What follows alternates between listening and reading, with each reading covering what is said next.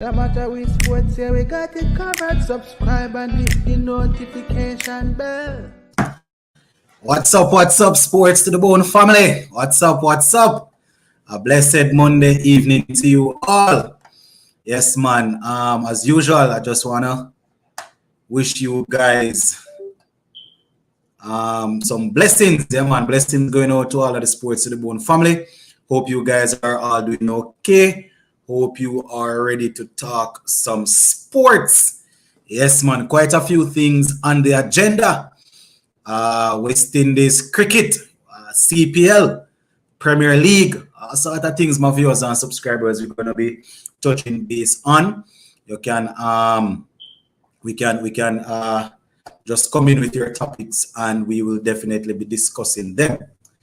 Now, in terms of the CPL, I must say that I am disappointed right now, not as it relates to the performances of the players, but the fact that we are getting so much rain. You understand? I know the farmers over there in St. Kitts and Nevis, they are happy because they are definitely going to want the rain for their produce that they are planting and things like that. But us the cricket fans, it's really frustrating when we stay up in the evenings waiting to see the game and then it's just rain. But having said that, we still have a couple of things that we can talk about. We have seen a couple of games, so we would have identified some players that are definitely doing well so far, some players that need to step up. And I see where a couple of persons are changing already, as it relates to who they think will win the CPL. I know the rain is going to have an impact on some of them sort of things because the points have to be shared and all of that. Joe's in the house already. Gustav here, Sheldon here, Chris 87 here, Jaden Moses here, Jaden Mattison here, Sheldon, okay, here. Sheldon says, before we start, congratulations to Man U for beating Arsenal.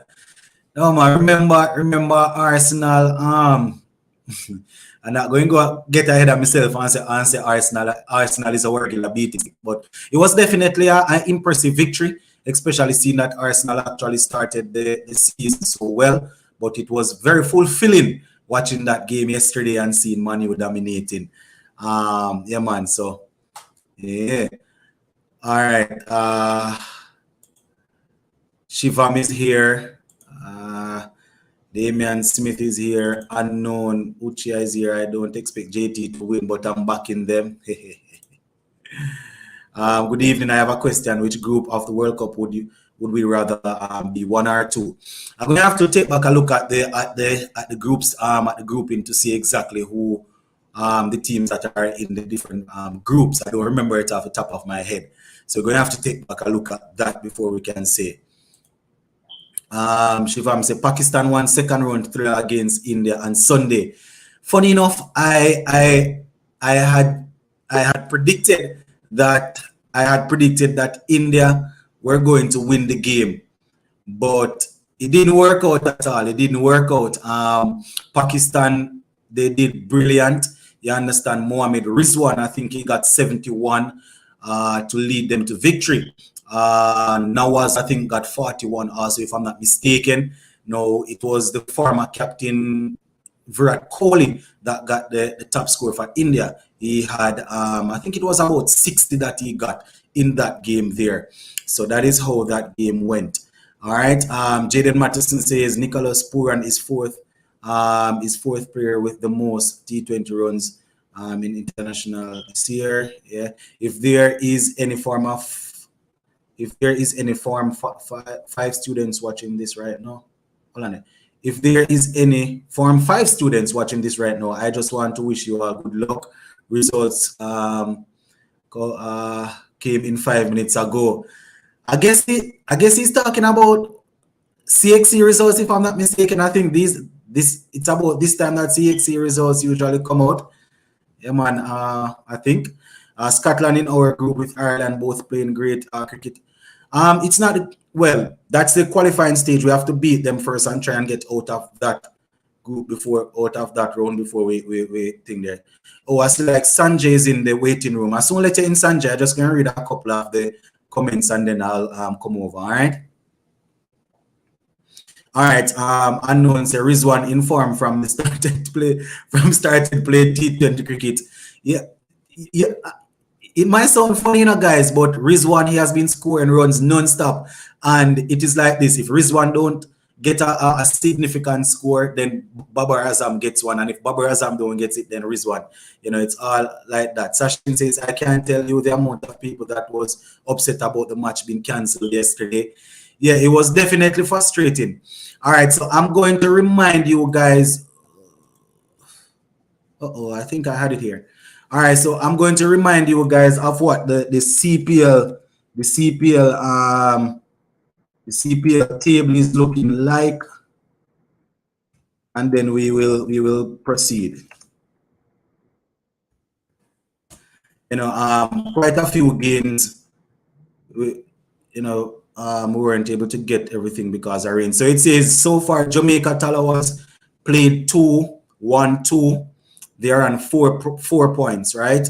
Barbados Tridents played 2-1-2 also on 4 points. Trinidad Knight Riders played 2. They won. They would have won only 1 game and they're on 3 points. St. Kitts and Nevis Patriots played 4. They would have won 2 and they are on 2 points, right? And we see how the rain thing go already. Guyana Amazon Warriors played 2 games. They're on 1 point. St. Lucia Kings, 2 games, 2 points. I think that is how it is looking, if I'm not mistaken. All right, so let me just get through these 5 or 6 comments real quick, and then I'll let in Sanjay so we can hear what he's saying. Yep, Sports to the Bone, we have to beat them first. All right, Sports to the Bone, England, Australia, New Zealand. Oh, this is it. So England, Australia, New Zealand, and Afghanistan in 1. And South Africa, Pakistan, India, and Bangladesh team 2. So, all right, I don't even know, I don't even know. The Pakistan doesn't have much resources or money, but then also they can beat British teams. That is really remarkable. Sachin says, tell me how bad a ground needs to be that it takes you 2 hours to dry one damp spot in the run-up. Yeah, the problem is it has to be extremely, extremely bad. Plus, we know that the run-up, they have to be cautious with that because especially when the pace bowlers coming in. Understand? Laggy, all right. Yesterday CPL match cancelled because of poor drainage system. Yeah, Sheldon, I don't care if we lose. I just want cricket. Yeah, cricket is definitely what I want to see. Yesterday's Mayors proved how much of a problem can be with the ball. Yeah, I think Kyle Mayors took something like 4 wickets for 4 runs yesterday after 2 overs. Good night, Mr. This is, I think you're on the wrong live. This is not SAE, it's Sports to the Bone. Hope all is well. Don't understand why was the CPL being played in September instead of May or June with least rain. While video feed is too clear, you should check it. Let me say video feed is too clear. I'm not sure. I don't understand what you're saying at all. So St. Kitts has not won any game at home. Say Sachin, rain was falling for days. All right, rain helping St. Kitts. All right, so I've caught up with all of the comments. So just keep the comment section going, guys. I'm going to let in Sanjay, who is in the waiting room, so we can hear what he has to say. Yes, Sanjay, welcome. It's been a while. How are you loving the CPL so far? CPL, bad man. Yeah, man, good so far. Lennox, I just want to start, There's one guy in CPL that I had a lot of time for, it's a guy with a lot of potential, just hasn't delivered, and I don't think he's going to take any other part in CPL, and that's Leroy Logg. I saw Leroy Logg at Savannah Park, and I'm telling you, that guy is a powerful striker. I mean, just disappointed, Yeah, actually, I saw Leroy Logg at the Jamaica trials. When was it? Was it could have been January? Yeah, January, somewhere there about before I left Jamaica. I went to to Kensington. I think they were having the trials, and it didn't look too bad at all. Didn't look too bad. So you're saying that we are not going to see any more of him? No, I don't think so. I don't think he can make that St. Lucia team anymore. You know, with the foreign players coming in. But he got a good. He got what, 2 games in the 60 and what, 2 CPL games. I mean, it just didn't deliver. He's better than that. But so it go. Yeah, I think I remember that youth from under 19 cricket, you know. Yeah, man. I think one of the issues, I think he has on a lot of weight, if I'm not mistaken. I didn't see him in the CPL, but I remember seeing him at the Jamaica trials, and he was looking really heavy. So, you know, I don't know if that is contributing to him not doing what needs to be done. But as I say, you know, he's definitely someone that would want to see step forward. Yeah. And I just saw your video with the 5 players, I guess, emerging players that you list. I mean, I more or less agree with you. There's just 2 persons I would put in it, and that's Javon Royal, St. Lucia, and Simmons, the young fast bowler from Barbados. That guy looked really solid. It kind of reminds me like of a young Fidel Edwards, you know? That Shannon Simmons, or what's his name? I know it's Simmons. I don't remember his first name, but he's the fast bowler. Yeah. So those 2, Simmons and Royal. Yeah, Royal.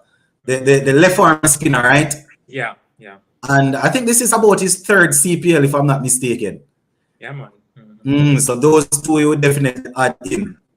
Yeah, I haven't seen enough of Hines. I mean, he looks like a good all-rounder. But I haven't seen enough of him. Because you know TNT is very deep, you know, so they can afford to rotate guys. But I haven't seen enough of him. But he looks solid. Yeah, I think it was only 1 game that I saw him in, you know, so we're hoping to see some more of him in the near future. Now, in terms of players that we were expecting to really step up by now, what are some of the players that we haven't really, you know, that hasn't really come to the forefront as yet? Jason Holder. That's top of the list right now for me. Jason Holder. It's that sabbatical that he took earlier in the year, but he's just not, you know, you remember last year in IPL and then international cricket, that's the Jason Holder I want to see, both good with in the dead, up front, and with the bat. But he just hasn't come to it as yet. But I mean, just as he was hitting form, you know, they decided that he needed some rest, and as I said, probably that rest is what really caused him not to to think. Sachin says Jason Holder, Lewis, and Bravo. I think we have only seen Evan Lewis in 1 game, if I'm not mistaken. I think he's he played a few games in the 62. Still, I mean, I don't know it. I don't want to say him. Not the 60. Want to play international cricket, you know. Not get enough batting time, but yeah, it seems to be losing form. So Evan Lewis, Sachin also says Hetmeyer and Puran. Yeah, good question. Somebody say Bravo. I think they're probably talking about Dwayne Bravo because, you know, in terms of his economy rate, I think it's very high right now. You know, I think it's very high. Probably we're thinking that he was going to be taking a lot of wicket leading that St. Kitts and Nevis Patriots with a iron fist, but you know, his bowling hasn't been too top of the line so far. Sachin said both of the Bravos. All right, Lewis injured, so I can give him a break for now. Yeah, I think I only remember seeing Evan Lewis in 1 game for the CPL so far. I saw him in the 60, but I think he is out injured. Jaden and Sheldon, I'm not sure if you guys are trying to get in, but just identify yourself in the comment section. It was easy for me to just go ahead and let in Sanjay because I was able to see his face. But I know some persons don't necessarily want their face getting out there on the internet, but just identify yourself in the comment section so we can know that that's you, because I know some persons will type in your actual name and try to get in with content that we don't want on the platform. You know, we have seen that before. Lennox, let me ask you a question, right? What do you think about Guyana? So Guyana had 2 guys. Well, they had 3. So they had Kemo Paul. Well, they still have Kemo Paul, but they had Rutherford and King. Now, I don't know the selection process, but certainly I wouldn't let go of Rutherford because he's Guyanese, you know what I mean? And obviously the guy is talented.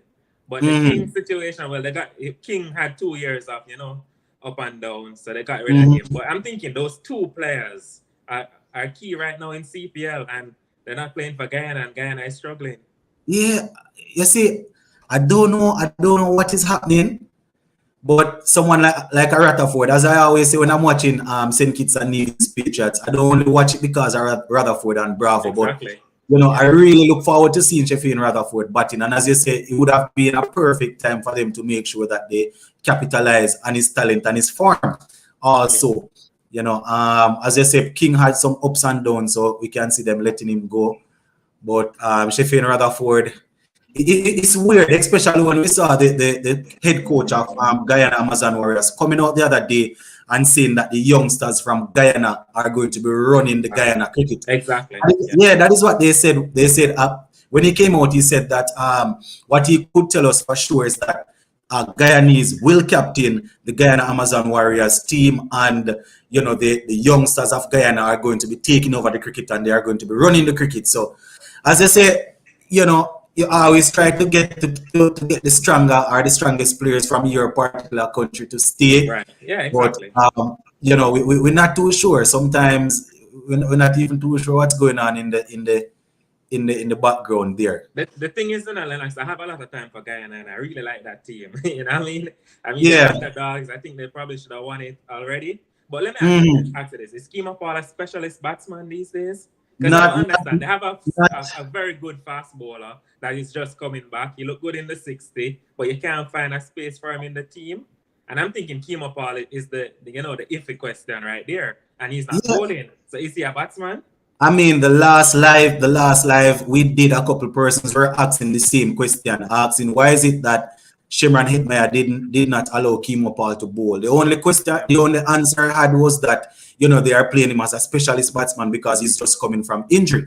I guess they are thinking that he would definitely fill the slot as a specialist batsman, but I wouldn't, especially in a CPL game there. If we were talking about a regional first class game or probably a Super 50, I would let it go. But a CPL like this, I would necessarily play him as a specialist batsman. That is the only reason I think that he was playing. He's still recovering from injury. They want his experience, they want his knowledge on the field, so they play him as a specialist batsman, which I wouldn't really agree with. Yeah, the thing is, I rank them number 6 in terms of seam bowling, right? Because if it's Odean Smith and Romario Shepherd going to be your main seam bowling lineup, you're not going to win much games. I'm telling you from now. Look at Barbados, Jamaica, every team. St. Lucia have a very serious bowling lineup, seam bowling lineup, right? Guyana have spin. Yes, I understand you, but it's finals you're playing in Guyana. So you're going with 3 spinners in St. Kitts.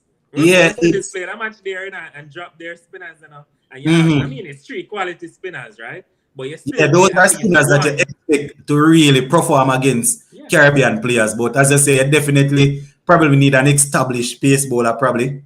And they have the guy, you know who I'm talking. I don't remember his name right now, but he's just coming back from the ban. Sachin, pull up his name for me if you get a chance. Yeah, Sachin. He was good in the 60, so I don't understand why he's not in the team. That's the thing. And he looked really good. That is probably. And I think Kemah Paul, because you have Odean Smith and you have Romario Shepherd as I guess your finishers, right? Ransford beaten. Ransford beaten. Yes, that's the guy. The guy that was accused of pelting. Allegedly, yeah. But he came back good in the 60, for somebody who was out of the game for so long. But I mean, if he's what you got, a while now. I think was the ban recent? Wasn't he banned a while back and was playing cricket all along? But this is like the first established tournament. I think he played Super 50. I don't remember seeing him in Super 50. I saw Niall Smith as one of their main. I don't remember about this. All right. Hold on. I think we hear Sheldon in the background trying to come in. Yeah, Sheldon, what say you? Good night. I was just trying to tell him it's beaten he was looking for. Yes. Oh, Ransford. And I mean, Ransford, he played a couple of games for West Indies, right? Quite a few ODIs, if I'm not mistaken. Yeah, man, he played a couple of games for West Indies. But because of the action. Yeah, that's the thing. But as you were saying with the Guyana Amazon Warriors now, those are three quality spinners that you really expect to turn up on any sort of pitch. But as you said, if they are going to work with Romar Shepherd and Odean Smith, not putting them down or saying that they are definitely hot or cold bowlers, but you don't know which one going to turn up. I Can personally, I quote Darren Odean Smith. Sammy? Who's that? Can I quote Darren Sammy? Sure, go Batsman ahead. win your games and bowlers win your tournaments. So All right. From Darren Sammy. Yeah. And I mean, where Romar Shepherd is concerned, I have time for Romar Shepherd, but probably as a batting all-rounder, if you can put it like that, and say, for example, anywhere outside of the power play or outside of the death, you can do some bowling for me. Not in the power play or not in the death overs. And then we're expecting to do some batting in the back end there. So that is how I would do it. All right. Quincy say, or other fast bowling league runs. Beaton still playing. Coach don't. Oh, you could assist him. Odean is better bowler.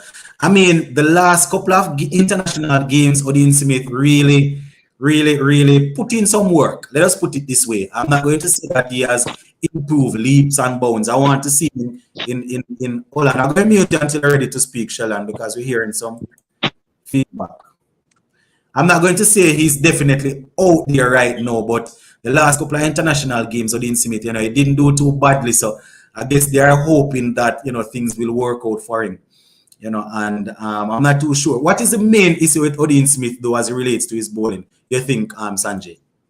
No, I think Odean Smith has improved from, I guess, the last game against India and then into Savannah Park in the T20s. So he has improved, but I guess penetration is one thing because you need your seam bowler. You can just call on them and maybe they can pick you up a wicket. I don't see any of those two guys being that type of bowler. Shepherd or Smith. Yeah, the problem is where Odean Smith is concerned. I mean, the pace is always there. The pace is there. Yeah. But as I said, can we trust him in crucial time to be the man to throw the ball to? I mean, every now and again, Alzari will leak runs. But as I said, that team has Alzari. They can throw the ball to him. You understand? Jamaica, we have Mohamed Amir. We can say, all right, try a thing. And two good seam bowlers. You mentioned one in your top 5. What's his name? The 30-year-old Jamaican. Nicholson Garden. Nicholson, right? And we have Pretorius, is it? Yeah. Pretorius, the guy from is it from South Africa? South Africa. I think so. Yeah, so at least we have those guys to count on. You understand? And I don't know. They say Shepherd can bowl 2 overs. But the problem is, so if we say, for example, not only West Indies, but for Guyana, if we're going to use Shepherd to bowl 2 overs, are we selecting him as a batsman then that will contribute a couple of overs? Similarly to how once upon a time we would use Ravman Powell to bowl a couple of overs. Are we selecting Shepherd as a batsman then and ask him to bowl 2 overs? I don't think that's their intention now because I don't think so either. They're going to be short some overs. Yeah. The intention is for him to bowl 4, which I don't think is a good plan because Romar and Shepherd some days are good, some are bad. So I don't think that's a good plan at all. Plus, as Shellan always say, if you're going to make the team as a bowler, you must be in the frame of mind to bowl at any point in the game, whether it's the power play in the middle or the death over. But Romar Shepherd, as we speak, I don't really trust him to bowl 4 overs, like say for example 2 in the power play and then 2 in the death. And you cannot fit all of his 4 overs in the middle there because you want to be rotating or freshening up your things. So I don't know. What say you, Sheldon? Right. Good night, everybody, and good night, gentlemen. Yeah, on the panel. Good night. Now, what I have to say will be very controversial, as usual. Go ahead. Right? Guyana have a leadership problem. No. Yes. Let me tell you why. No, the Guyana captain is inexperienced. So therefore, he has to depend on this guy to come in. What you call that guy? You're talking about Chemo Paul? Chemo Paul? So Chemo Paul has to play, right? Now I suspect Chemo Paul still carrying that ankle injury, the slight ankle injury that kept him out of some of the games earlier on. Yeah. But he has to play because the captain is dependent on him, right? He cannot bowl. He cannot bowl. He's going to bat very low because based on how they set up the batting, right? Hope is going to anchor. Hetty now as the captain is going to see it as his responsibility to make sure that the side doesn't get bowled down cheaply. So if they lost early wickets, Hetty is going to come in there and he's going to drop anchor also. On the next, if Hope happens to be there, as we saw in the last game, then what is going to happen is that Hope drop anchor, Hetty as the captain drop anchor, and use up a significant amount of balls. Thus, depending on the power hitters to come and make runs, quick runs, down in the end. Now, if that doesn't happen, Guyana could see themselves making 120s, 130s, which is no runs against the strength batting that is in the rest of sides of the CPL. Because as you see last night, Faf and them almost chased down 90 runs in 5 overs. Yeah, but all right. Let me. Okay, continue. Right. So now, because Chemo can't bowl, you're forced to bowl Odean Smith and Mario Shepherd. Now, you also find yourself in a situation where, because you have highly rated spinners, and you don't trust Romario to bowl, right? You're bowling him where you feel that you could get away with bowling him, so to speak, right? Now, if I was running the side, right, I would have bowled Shepherd and Smith to open for 2 overs. In the power play, both of them in the power play. Wait, listen to me carefully. Carefully. And hope that they take some wickets, right? Now, if they had opened with 2 overs each in the power play, take 2 quick wickets, right? Then I bring in my world-class spinners for the next 12 overs, which would have take me to over number 16, right? By which time the run rate hopefully would have climbed significantly. So time to come back for them 4 overs, you're hoping that you have about 80 runs to defend. So if even you go at 15 or over or 16 or over, you're still winning by about 10 runs. That is what I would have done if I was managing. That's still predictable. I hear you. But to have all of those guys bowling at the same time, what the rumor? So what about opening with one and giving one of the so-called world-class spinners to open alongside? Seeing that we are now used to spinners opening in the power play. Yeah, I hear your reasoning still, but you know, which is what they did, right? They opened with one pace bowler, and they opened with one spinner. But when you really wanted to choke off runs in the middle, right? You had a pace bowler had to bowl from one end, right? So that you could run 7-8 runs from one end, because you're defending 7 runs over. So if you get 5 on one end and you get 9 from the next end. It's still 14.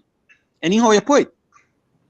Right? And Powell realizing, hey, here's what. Once I am there, I could take 15 and 16 runs off of any one of them fellas overs.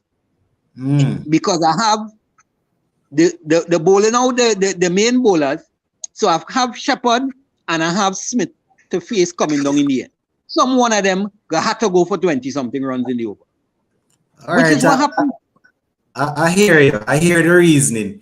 The top part of the reasoning now. So you're saying to me that basically the sole purpose, well, not the sole purpose, but the main reason why Kimo Paul is in that lineup right now is to help Sherman Hitmyer with the captaincy. Even though he's not fit enough to bowl, and we know that probably he should not be playing as a specialist batsman. You're saying that he has to be out there because he needs to help with the captaincy. Yeah, that's correct. I think Guyana Hetty said that. Senior guys. No, I mean, Hetty said that. He didn't put it like that, Sheldon. He didn't say that he has to be there to captain.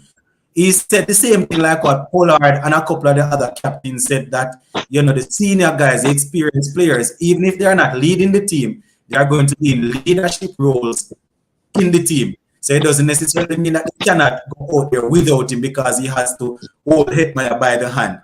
It sounds weird to me still, but we're going to listen to you. Hold on, guys. We're going to listen to you, Sheldon. It sounds weird still. It sounds weird to know that. Hold on. Yeah, he's still playing Lennox. They just need to drop Kimo Paul and play somebody, either a specialist batsman or a specialist bowler, seam bowler, or something.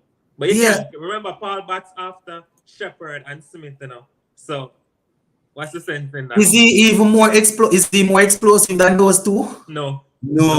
Where is Sachin? Sachin needs to come and tell us what is going on with his team. Sachin needs to come and tell us what is going on with his team because I am not sure. As I said, I hear Sheldon's reasoning still, but it sounds a little bit strange, but probably who to tell. Lennox, I can just drop one thing. Sure, go ahead. Devon Thomas. I'm not bringing Devon Thomas to the World Cup. I'm bringing Andre Fletcher as the backup keeper and Nicholas Puran as the wicketkeeper, captain, batsman. It's the same. Right now, Fletcher adds more to the team than Devon Thomas. So bring him as a backup keeper. It's the same thing we're saying on the live. Nicholas Puran needs to keep. We like the energy on the live wire in the field, but the ball will not go to him 10 times out of 10 when he's on the field. We don't want to select Devon Thomas or another next keeper to say they are the first choice keeper. Right. Nicholas Puran is good enough to keep and to bat up the order because it's just 20 overs. And as I said, being behind the stumps, you're close to the action. They can take all of the DRS and all of them sort of things. So as I said, he's there. Now where Andre Fletcher is concerned, where would you bat Andre Fletcher? Say, for example, he should get in the final 11.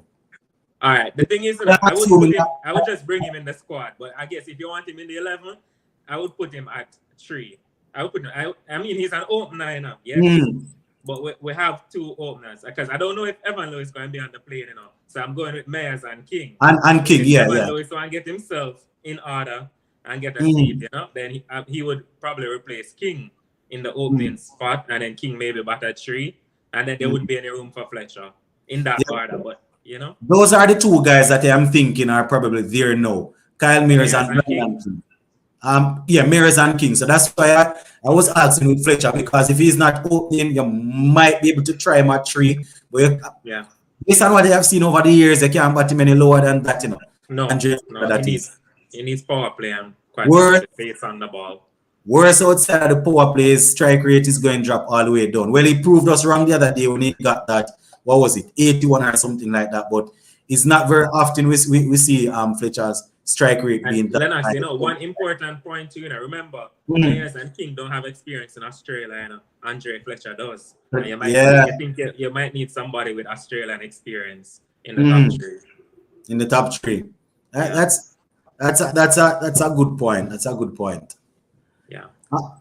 The main thing that came out of the last live that we did, Sanjay, was whether or not we think the West Indians are going to change their strategies, their T20 strategy going into Australia, especially since the field is so big. Even the coach are really big. I I don't wouldn't know. mind if Shanda Paul and Courtney get the coaching job to go Australia, to be honest. I don't have know. no confidence in the current coach. None whatsoever. Zero. Remember, he's the one that is always saying also that we're going to stick to our strength. I mean, your strength is good if you can hit sixes, but you have to use your brain. It's impossible for you to hit every six, every bowler for six right throughout the innings. It's not possible, especially going on those big grounds. Now, how we going to do it? And we don't like the idea of taking singles and rotating strike. Yeah, that's the thing. The strategy will have to change, definitely. But we saw it in the last World Cup, and based on what they are saying, that is how they play. They're not going to change. So I don't know. I don't know, Star. Sheldon. Remember Australia grounds, you can even get 3 runs now if you position it. Easy. Of course. Once you time the ball, and sometimes, before I come to you, Sheldon, sometimes in T20 cricket, well, not only in T20 cricket, when you hit the ball that hard or that forcefully on the ground, it goes to the fielder quickly and you only get 1. Sometimes if you just finish the ball and time the ball in certain gap, you get 2 or 3. But, I don't know, Star. I don't know. Yeah, Lennox, you remember, you can't teach an old dog new trick, right? So when you look on your batsman, King and Mayers, I'm not seeing anything in them so far that shows that they can find gap and pick up singles. They look more like power hitters. Shimron Hetmeyer can find gaps easily. He's that type of player. Without much struggle. It's just the type of players that you have. King can do it now. When I watch King, and after he gets in, face a couple of balls, then he can find a gap. But he's not going to be able to do it up front. He's just going to block or swing. And the same thing for Myers.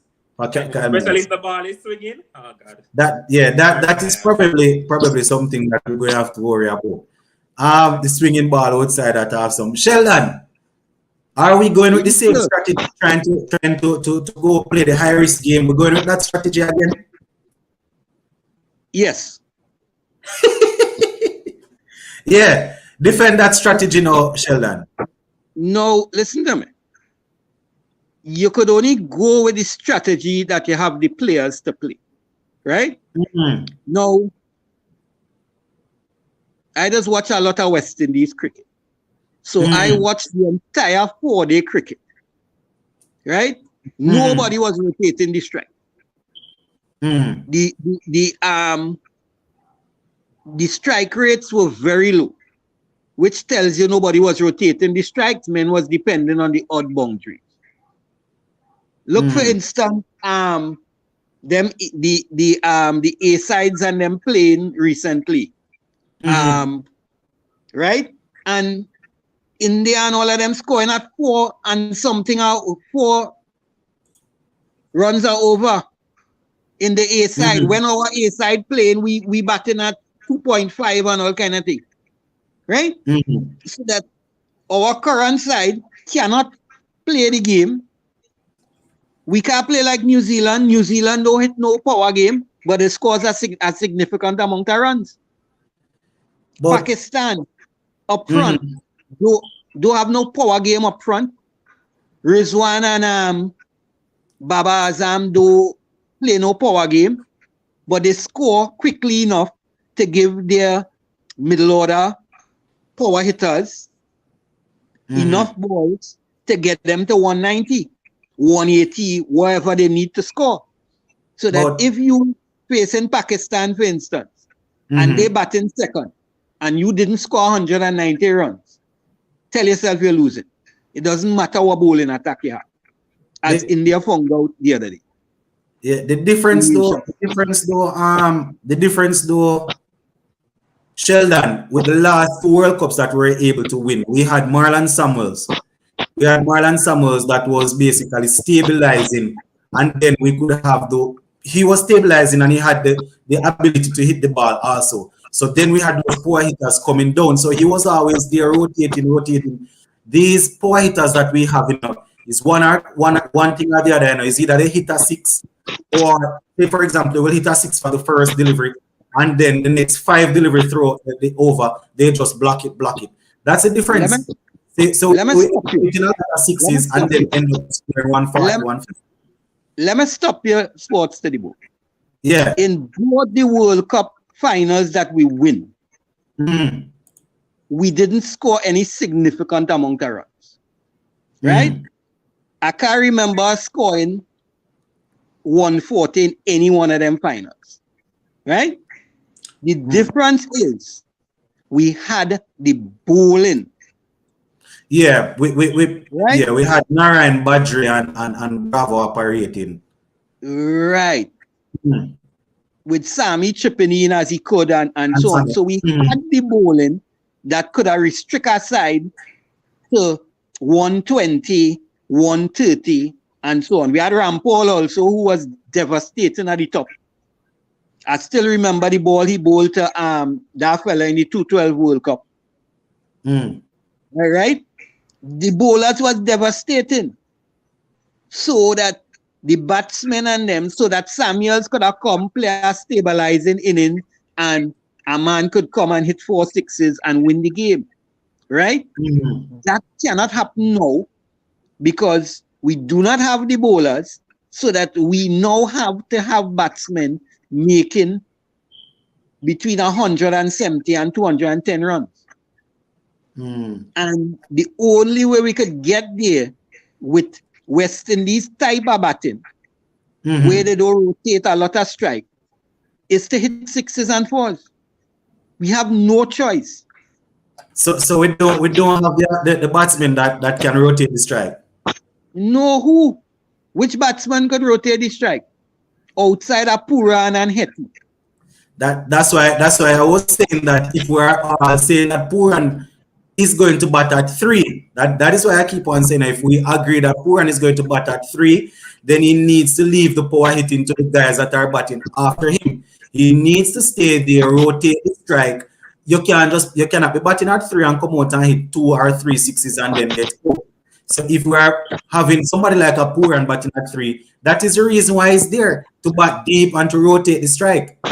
Puran is not batting at 3 on my side, he batting at 5. At 5? Right? In my side.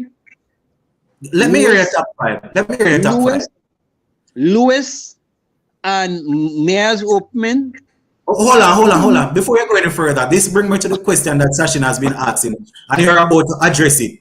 So if Lewis does not do the fitness test, is it that we just allow him to walk back into the team for the World Cup? If Lewis don't do the fitness test, we ain't sure to get out of the qualifiers. Hold on. No answer the question. If Evan Lewis don't do the fitness test, or he decides that he doesn't want to do the fitness test, would you be okay if the selectors just pull him right back into the squad? No, you're crazy. I was crazy because just a couple of weeks ago you were saying the same thing about Hetmeyer, so I was just listening to hear what you were going to say. No. Remember when Hetmeyer was unfit and everybody was saying fit or not, put the man on the side, he's the best batsman we have. No, man, not everyone would say that. I would have said discipline must prevail. Right? I remember you saying I was calling on Guyana people to encourage Hetty to get fit. If even one of them had to go and run with him and so on, get him fit, let him pass his test. We need him as a batsman, but he must also show the necessary discipline. Right? If Lewis go do the test, he sits down at home and watch the thing. All right. So this top 5 that you're going to be giving now is you're thinking that you would have done the fitness test and it's going to pass. So yeah, just hear it and pass. Right?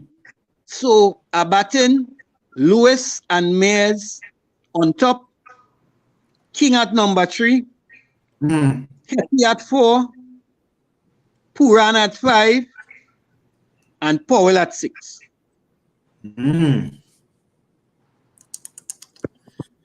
I hear you. I hear you. I hear you.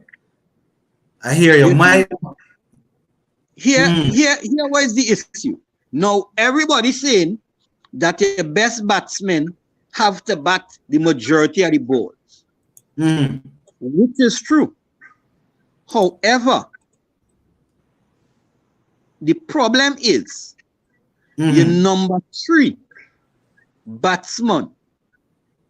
His role is normally to stabilize the innings if you lose an early wicket. Right? What you don't want to happen is that you bat your best batsman at 3 and 4 and you lose an early wicket and 1 wicket bring 2. But you can't play the game like that. You have to play the game with the confidence in your batsman. No. It's not a matter of confidence in your batsman. You have to set up your batting in such a way. Right? Now, okay. Let me give you an example from Pakistan. Now, Pakistan opens T20 with Rizwan and Baba Azam. Right? Okay. Now, how they bat, if both of them have an opening partnership, they try to get to 70 runs. If they don't lose a wicket, they try to get to 70 runs in the first 10 overs. And then get out and bring in the power play. Bring in the power players. Right?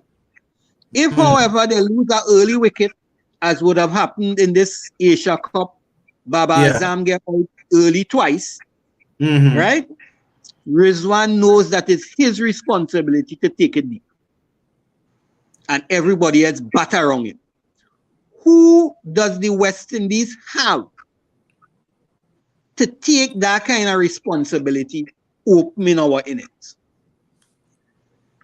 I mean, as I said, those you don't necessarily have to get it from the 2 openers, you know. You don't necessarily have to get it from the 2 openers. That is why, as I said, Pooran coming in at 3 would do that job for me. I understand your selection, you know, but that is how I would select it with Pooran coming in at 3. How would you do it, Sanjay, based on what Shelan is saying? You know, I don't disagree with him too much. I think his top 6 players are, probably the best that we have. I mean, if Lewis is available, of course. If Lewis is available, I'm okay with that. Yeah, but Pooran, no, I think Hetmeyer is a better number 3. I mean, in IPL they use him as a finisher, but I don't think West Indies should use him as a finisher. We don't have enough players to be batting Hetmeyer that low. I think at number 3, he has the power game, and plus if things get tough, he can rotate the strike easier than the others. I think Pooran is more suited at number 4 and Rovman at number 5. So you would still have both of them coming after each other. So it would be Hetmeyer 3, then Pooran 4, then Powell 5. Yeah, and I don't think we can play Myers, King, and Lewis if he's available. They're three openers, so you probably will have to sit one of them to get a better balance in the team. That is, Yeah, I hear some persons saying they would bat. If Lewis is available, they would still want Kyle Mayers, to come in and to bat in the middle with the mindset that he's going to be batting, yes, but he's also going to be giving you a couple of overs. In T20 cricket, I'm not too sure if I want him outside.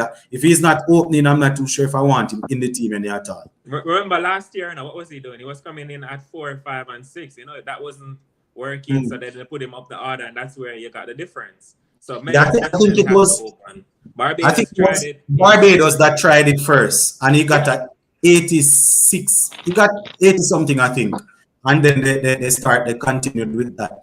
But I hear Sheldon though. I hear him. So if Lewis is in for Sheldon, it would be Lewis, Mayers, and then King. Then you would have Hetty, and then Poor, and then the captain Powell.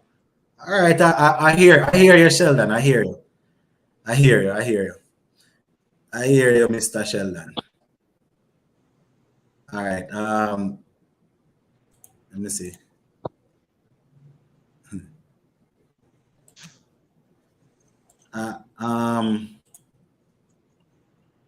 Yeah, but it's going to be interesting though. It's going to be interesting to see how the selectors will do this, because the lead selector Desmond Haynes had indicated that there is still room for players that did not make themselves available, right? So the Russell and the Narayan and the Evan Lewis and these guys, I guess there's still room once they dominate or perform well in the CPL and take the necessary fitness test. There is room for them to come in, based on what the selector Desmond Haynes was saying. This is a topic that we have discussed on a couple of occasions, but it's the first we're having Sanjay in a good while. So let us ask you on the spot now, Sanjay. Russell, Narayan, and well, Evan Lewis is because of the fitness situation.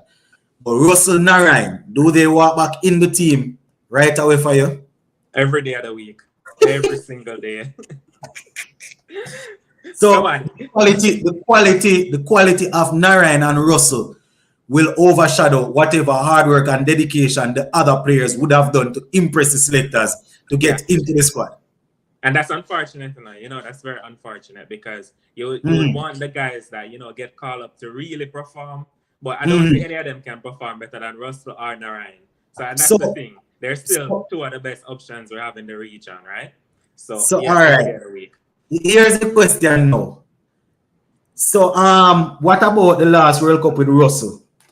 What if we go ahead and turn our back on a couple of the guys that we're actually doing well for us, and we carry him, and as per usual, where international cricket is concerned, it draws a blank. How would we deal with that? How would we then say to the West Indies youngsters coming through, you need to work hard, keep your head down, and you will be selected fairly once you dedicate yourself to West Indies cricket? What would we say to these young players coming up now?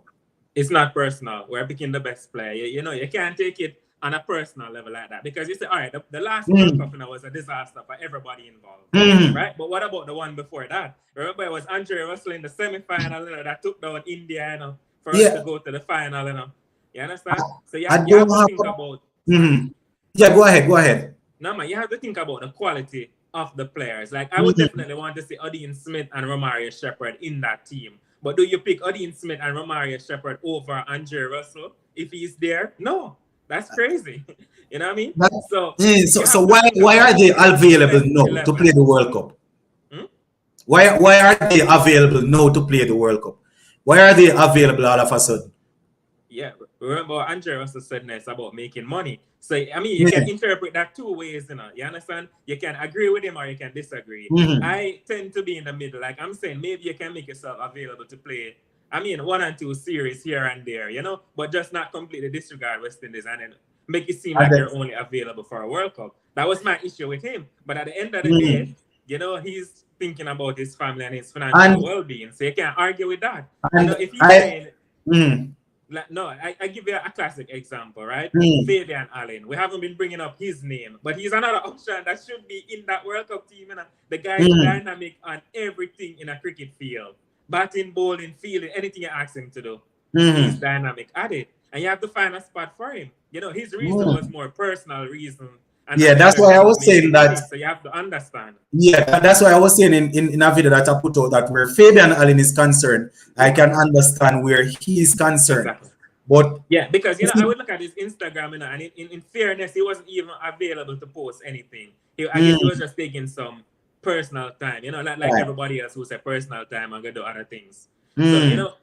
So we have to reconstruct. I mean, it's not ideal to go in a World Cup and then to reconstruct your team, but the state that's what I'm thinking. It's not like these guys beat India, beat New Zealand in a Lennox. I know, but listen. So do we throw away the idea of this is a young team? This team is gelling. This is the team that we are bringing forward. This is the team that everybody is cooperating. We are on oneness. Do we go into the most important part of the thing now, World Cup, and split up that? That is what Coach Phil Simmons and Nicholas Pooran have been preaching, The unity, the oneness. This is what we need. This is what we are having. Do we split that up? Next thing now, you say it's not personal. Once the World Cup is finished, right? And say, for example, some of the guys that would have worked hard throughout the time leading up to the World Cup. When they start doing the same thing, like what some of these already established players doing, aren't we the same ones that go and say, why these man, why are they not playing for West Indies? Why are they not playing for West Indies? The only thing they can say now is that it's not personal, because they're going to look and say, well, I have been working very hard to get myself into this team, and when the peak come, which is World Cup, all of a sudden I am on the back burner. Why should I then dedicate my time to West Indies cricket throughout the regular tournaments? That is the problem, you know. That's a fair point, but you have to look at it and say, all right, when guys become successful, like they use West Indies cricket and become successful, then they turn their back on us, right? And that's what happens. So that's why I'm saying you just stick to it. For example, Shamar Brooks, quality guy. We still haven't mentioned his name. So we still have a lot of cricketers out there, you know, trying to make it into the squad. But in my opinion, none of the new guys have really stepped up and said, you know, I am guaranteed a position based on performance. Yeah. You understand? Because if you know they had done something, you know, spectacular against India and New Zealand. But I mean, other than Odean Smith. Yeah. So. I hear you. Sachin says, what are our thoughts on Simmons sending Powell ahead of Hetty? And also Powell saying he wants to bat higher, which means Hetty will have to bat at 6. I would have said it already, Sachin. These guys don't bat in front of Hetmeyer. For me, Hetmeyer cannot bat that low in my team. It's just not feasible. I mean, if you're having a particular bowler at a point in time and you want to say, all right, let us send the right-hand batsman down there to try and see if they can work on the off spinner or whatever the plan is. If on a given day you have that, I might say, all right, you can work with it. But generally speaking, I don't care what Powell want to preach. He could preach like Paul from the Bible. Hetmeyer bats before him for me. And as I said, same here. Yes, and Sanjay says same here. There are different situations. One could say that the better batsman should be able to play any type of bowling. When I said that, you might want to send a right-hand batsman to go and face the off spinner. It's always going to be 6 or and a half dozen or the other. Similarly to this thing where you have the top class batsman in Test cricket, right? Pretty close to the end of closer play, for example. 15 minutes to go, the time is getting dark. The bowling side is on the hunt for wicket. And you pick up the number 11 batsman and send him out there to go and be the night watchman ahead of the number 4 batsman, who is probably the best batsman in the world. One would say the best batsman have more of a chance to negotiate whatever problem is going to be out there. And now we're going to say, well, the number 11 batsman is there to shield the best batsman. Or once he's playing international cricket, whether he's batting at 11, even though he's batting at 11, he should be able to bat for 15 minutes. We might be able to say that. But some going to say, if you are the best batsman in the world, there is nothing a number 11 should be able to do that you cannot do. So, you know, it's the same thing with sending a right-hand batsman who is probably a number 7 batsman, sending him to bat against a bowler. If you get what I'm saying. I don't know if it makes sense. What is that I'm trying to say? All right. Of course, qualifying won't be straight road. That is it. Are we even going to qualify? Are we even going to get out of that group qualifier that we are in, Sanjay? I know you're always confident, you know. 100%. Yeah, I think so. All right. If Ruslan and Narayan perform in CPL, then they already performed. Then they can be considered. Yeah. Like I said, a couple of games so far would definitely have them there. Yeah. But is Narayan confident and comfortable to play international cricket? That is something that we're also not looking at, you know. Remember the press conference in Kingston where the chairman of selectors said Narayan has not contacted him or anybody. So I don't know if it is that Narayan wants to play. I don't know how true that is. All right. I didn't hear the press conference. What I remember seeing is Narayan saying the same thing that players will always say. It will always be a yes for West Indies. It will never be a no for West Indies. But we still don't know if he's quite comfortable. He's the one that said just a couple of weeks ago that there are things behind the scene that needs to be ironed out, that needs to work. And that is what Narayan said. We don't know what these things are. Can I ask this? Can I ask this though, right? I'm Sure. looking at this Barbados team. And two guys I don't think going to get a lot of match practice. And that's O'Shane Thomas and Hayden Walsh. Match practice to do what? What O'Shane Thomas do match CPL. practice to do? No, I don't think they're going to get much chance to play in CPL because, you know, that Barbados team is very packed, you know? Yeah. My question is, what about Walsh's future for the World Cup squad? Are we just going... Because I personally don't think Walsh has done enough to, you know, like cement To get in. a place in the team. But You see, I guess... My thing is this, where Hayden Walsh is concerned. I would hate to bring two left arm spinners at the same time in the same T20 game as I always Moti preach. and Hussein. Yeah, I would hate to do it, but at the moment, I think Moti will do a better job than Hayden Walsh Jr. Yeah. We always like to say that leg spinners are attacking spinners that will take wickets, but a controlled leg spinner, a spinner that is able to control, is it? You understand? That is it. I don't know. I don't know at all. You know, so I like his work ethic, I like his work rate and his passion. He's a good fielder. He's a good fielder, but as I always say, the ball will not go to him every time the bowler bowls. So I need to be able to count on him for his 4 overs to give me 4 for 25, 4 for 30 the most with a couple of wickets. Am I able to depend on him for that? No. Is it a dangerous game to try and play the two left arm spinners at the same time?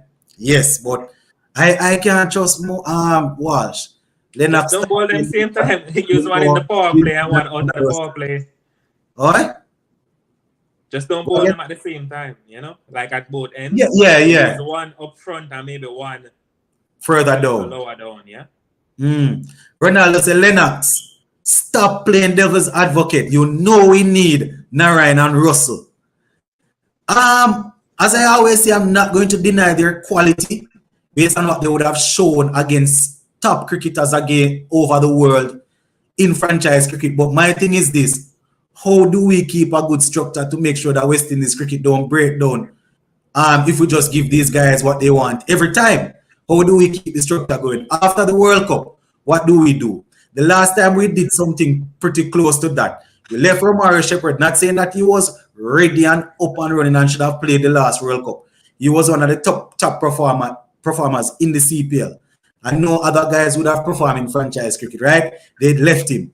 Rutherford, well, they said he wasn't fit. They left him. And they carried quite a couple of guys that they didn't do anything in the CPL. They weren't doing anything in franchise cricket.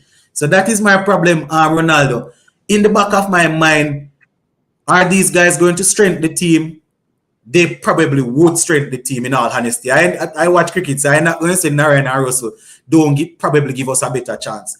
But the same thing that we said that we have been building, do we just tear it down to give these guys a couple days cricket and then we don't see them again? I don't know. Yeah, you have to bring your best. I mean, it's unfortunate. No, but the best was never a part of the team. So how do we just bring the best and they are not a part of the team? Do we make them a part of the team for the World Cup?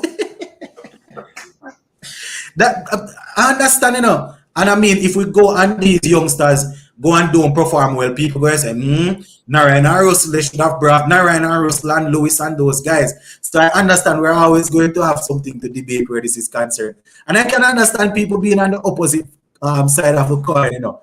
It's really, you know. Clifford said these guys shouldn't just walk back in the team while the other guys do the hard work. Akil and Moti definitely stepped up and said they are guaranteed spots. All right, should never happen. Wait, and watch all game and select. I think he's saying I will need to watch the CPL and then select. I hear you. I don't know, you know. I don't know, Sanjay. It's pretty interesting because at the end of the day, as I said, we know what these guys can do. We know what they can do. So it's not like we're saying we're going to take a chance on somebody that they have never experienced the highest level. We know what they're capable of, but it's tough. Lennox, the thing is, I'm not telling you to drop guys that are performing, you know. Yeah, Nobody, if these guys come into the squad, if these guys come into the squad, they are going to go straight in the team. Yeah. No, the team and the squad totally different. You know, you can still have them in the team. Like, for example, you can have Shamar Brooks. I don't have him in my 11. And you still can have Smith and Shepherd. You know, those are, on the top of my head, those are the ones that really perform. Not consistently, but, you know, on occasions. So you still bring them, you know, but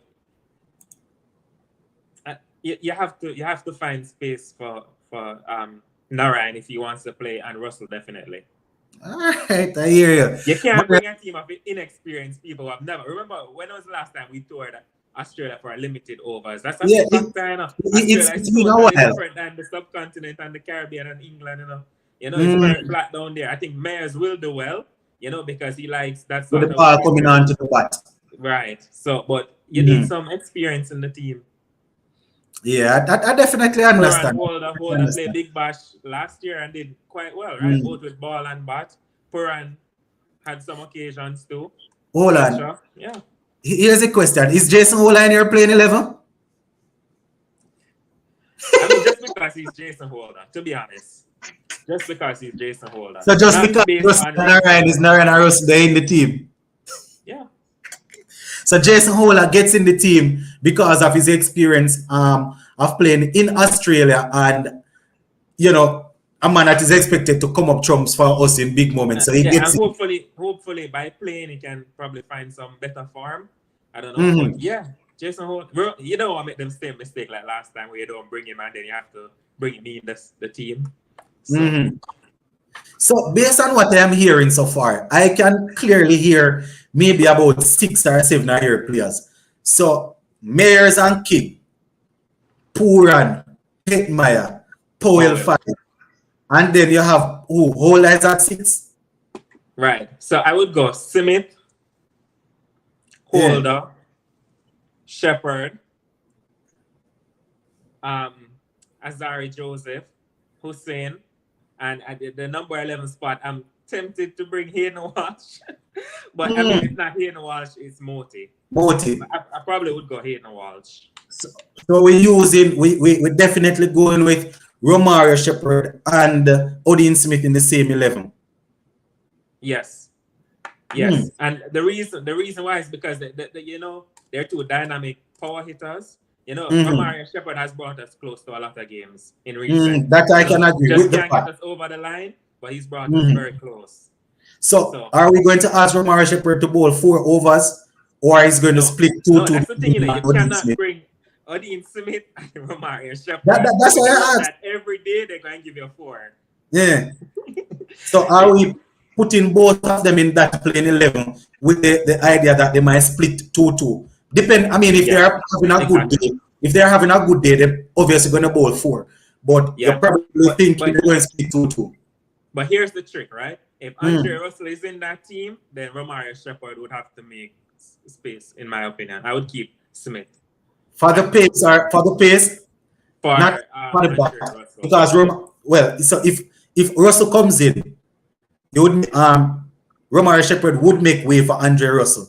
Right. Is it why not Smith? Is it because of Smith's pace or what?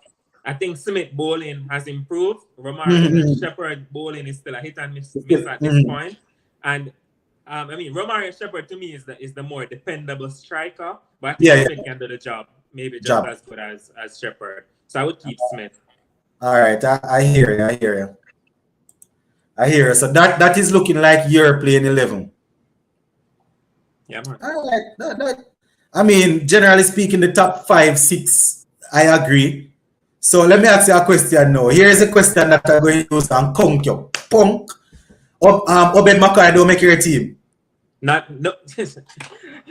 He's probably in the squad, but come on, he needs to, get back to that first game against India in the T20 series. Because remember, just fall off after that, The guy he gave away 66 in one game, which is the highest. And then I think he gave away 40 something.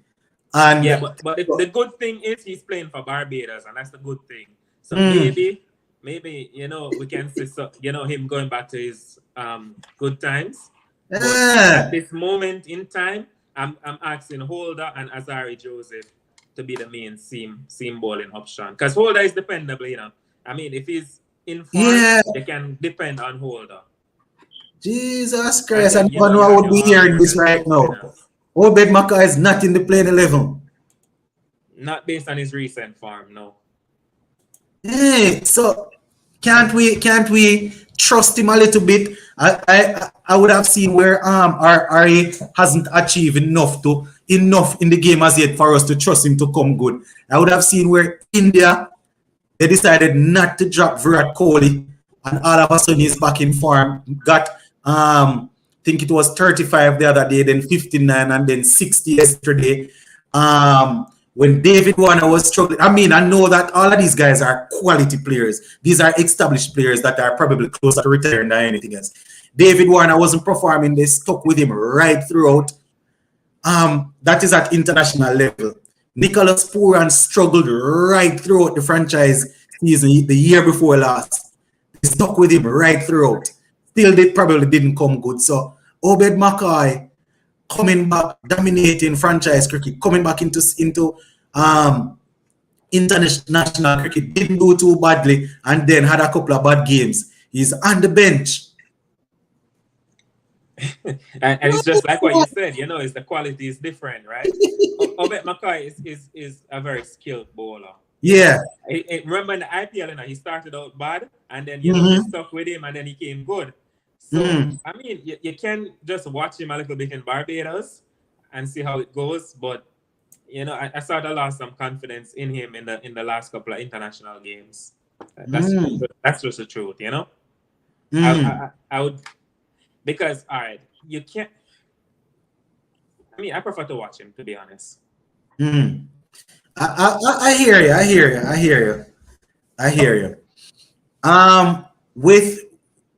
Let me ask you this question. So if Rampal goes ahead and picks up 18 and 19 wicket in the CPL again, do we select him for this one? I mean, you don't want to make the same mistake twice, you know? So, I mean, he clearly looks like he's the more, you know, dominant bowler for TNT, right? But age is a factor. The wicket down in Australia, I mean, what's his record there? Maybe that's something they can look at. I don't know. His record there. Maybe they can look at that. But I wouldn't be. I mean, CPL is still early, but we can watch it a little bit more, right? All right. I hear you.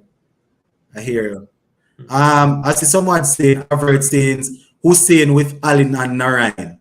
So that would be their there. But Allen is not bowling at the moment, you know. We haven't seen him bowl yet. Yeah, we haven't seen him bowling in a while. So, can Allen make the team as a batsman? Yes, absolutely. So, if Allen makes the team as a batsman, we already have Lewis, we already have Mayers, King, Pooran 3, Hitmaya 4, Powell 5. So, Fabian Allen would be batting at number 6 as a batsman. Yeah, he can back at number 6. Yeah. So someone would have to believe not someone, because he wouldn't be able to play. Ali, and that's probably where Smith and all of these guys. Simic, Shepherd, and Holder, three positions there. Maybe one of them would have to, you know. But we still need the same bowler. Because Ali not going bowl any at all, so we go six batsmen who going bowl. This lineup that you have on screen, right? It looks good. Yeah, this is Shivam. I'm not sure, probably from India or Pakistan. He's saying that Mayers, Lewis, Pooran, Hetmaya, Powell, Russell, Odean Smith, Holder, Akil Hussein, Joseph, and McCoy. So that would be his 11. He's saying not bad, not a bad 11. If the Lewis and the Russell should make the squad. Yeah, it's just unfortunate that Brandon King would miss out and Shamar Brooks, because those are the two guys, you know, who has really helped us in the last home international home seasons. Yeah, because Mark, you know, I am saying that I don't want these guys in the squad, you know, the Russell and the Narayan, but it goes without saying, if these guys are selected, then my playing 11 automatically will have to change. because if you're going to put them in the squad, you're probably going to have to play them because it just Exactly. if you're selecting them in the squad just goes to show that you're saying you're okay with them. You have ironed out whatever situation that is, and if the situation has been ironed out, whether it is fitness or availability, then if these guys are in the squad, then they're probably going to have to play. You understand? Yeah, but you see in that squad that you had up, right? The thing is, you had so much seam bowling option because you had Andre Russell. So that's when I think maybe up at McCoy, maybe you can take him out and put in a Fabian Allen. Because you have Russell, Odean Smith, Jason Holder, and Joseph. That's 4 seam bowling option. McCoy would make 5. You don't need 5 if you have Akil Hussein in the team. And we are confident in these other pace seam bowlers that they are crafty enough to dig out wickets at specific times. Remember, we are just trying. I mean, Alzari plays for me, especially seeing that he is our quickest bowler going into Australia and he's doing his thing now. But remember, he just made his international T20 debut. He just made his international T20 debut, and as we said, Holder is not fully unsung as yet. So, do we go with Odean Smith and these guys without the Mackay? Because I mean, Alzari just making his T20 debut. I don't know. It's all on Mackay's shoulder now to prove himself, and just come with some good performance in CPL. That's all he has to do. Yeah, that is true. All right, Sachin says Lewis, King, Hetaya, Pooran, Powell, Mayers, Smith, Holder, Akil Hussein, Joseph, and Moti. So that would be his playing 11. Sachin, that is. So what I realize is a lot of these guys don't have Fabian Allen in the team.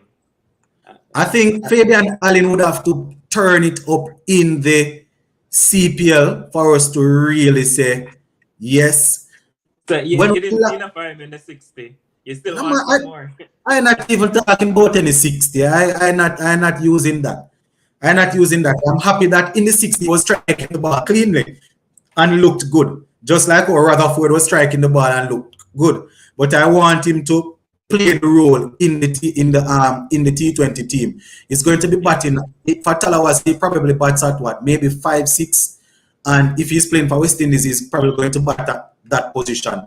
Maybe. So we would definitely want to see him playing that sort of role in the CPL, and then we can say, all right, make we see how it goes. Because you're saying you would play him solely as a specialist batsman because he's not bowling. So you would play him as a specialist batsman and bat him at 6. That's the thing, it becomes complicated, if you can't get any overs out of it. And that's the thing. That's the trick. So maybe as just a pure batsman, that he would, the balance of the team. But yeah, I think that's the issue.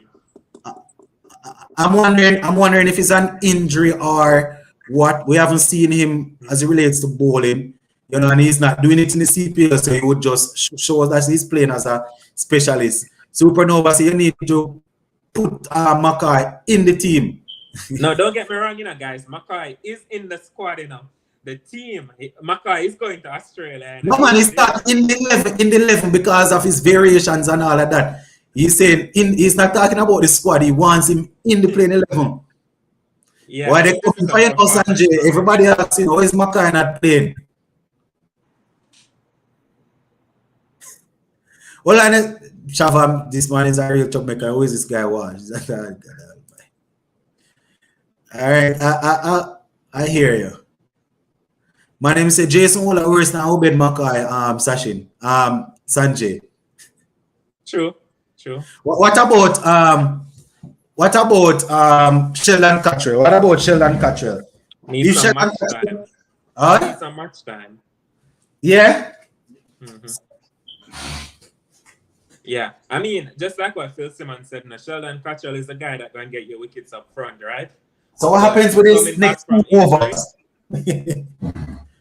Yeah, continue. Yeah, it's no doubt in that. Remember the 2019 ICC 50 over World Cup, right? West Indies against New Zealand. Sheldon Cottrell, with the swing, that's him at his best. But that's what probably needs to get at to make it in the team. But at this moment, no. And I mean, we haven't seen him since February, I think. Yeah. Think that is what I heard. And see, you know, he obviously is playing in the CPL, but before that, we didn't see him for a little while. Supernova says, I feel like King, Hussein, Alzari are must plays in Australia. So King, Hussein, Alzari, right? So we know King is the man that likes the pace coming on to the bat. So that is probably one of the main reasons why Supernova is saying that. Hussein goes without saying. He's definitely in the team, right? And Alzari, the pace and the hostility and all of that, he will be playing. Yeah. No arguments there. Yeah, Mario, identify yourself in the comment section. Is that Mario Stewart that is trying to get in? Hold on there. Comments him gone.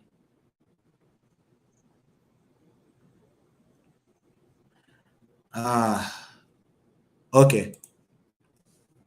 Whole height will help. How tall is McCoy?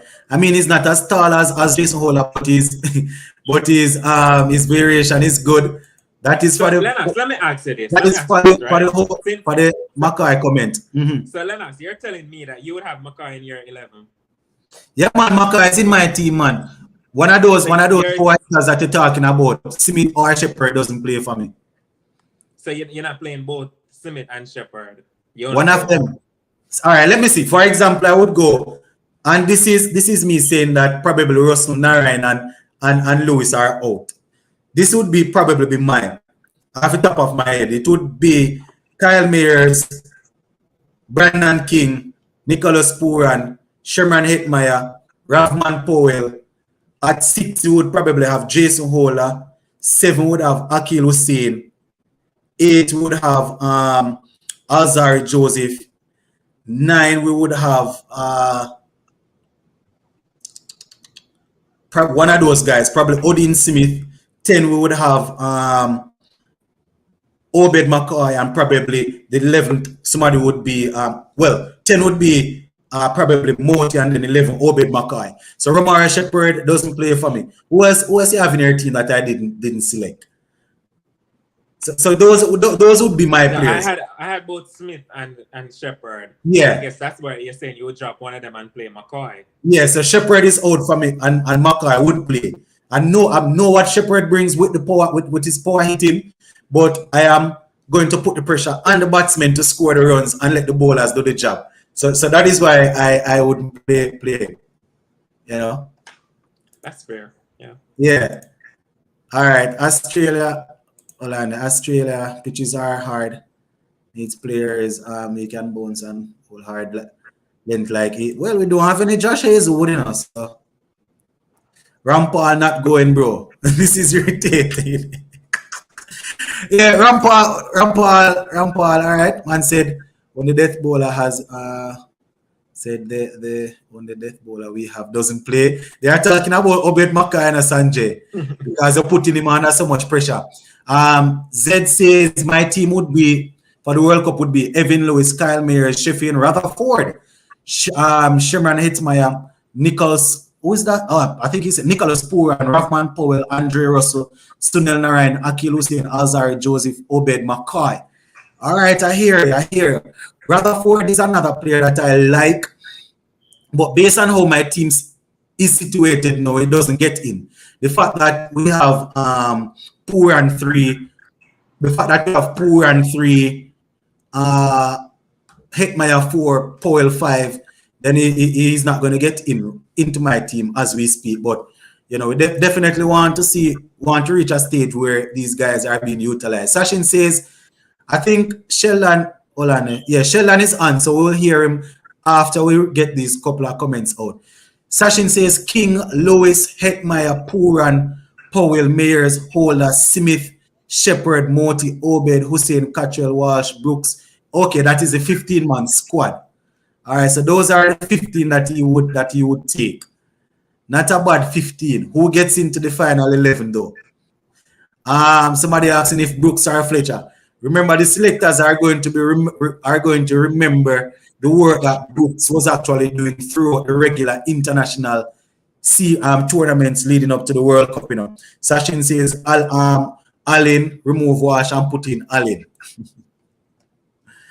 Mackay about 6'4", Jason. Mackay is that tall?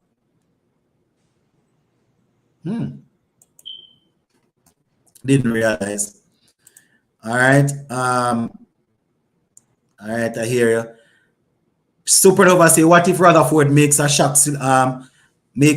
selection? I mean, if they didn't select him leading up to the last World Cup, I'm not too sure if they are going to select him now, especially with it seems as if there is some tug of war back and forth going on between him and the selectors where fitness is concerned. I'm not too sure how that would work out. Yes, Sheldon, you right there? Yes, I'm here.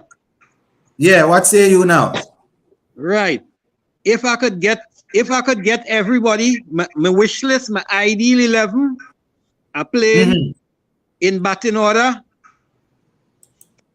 Lewis, Myers, King, Petty, Pooran, Russell. Right? Then I played Joseph, Narain, Holder,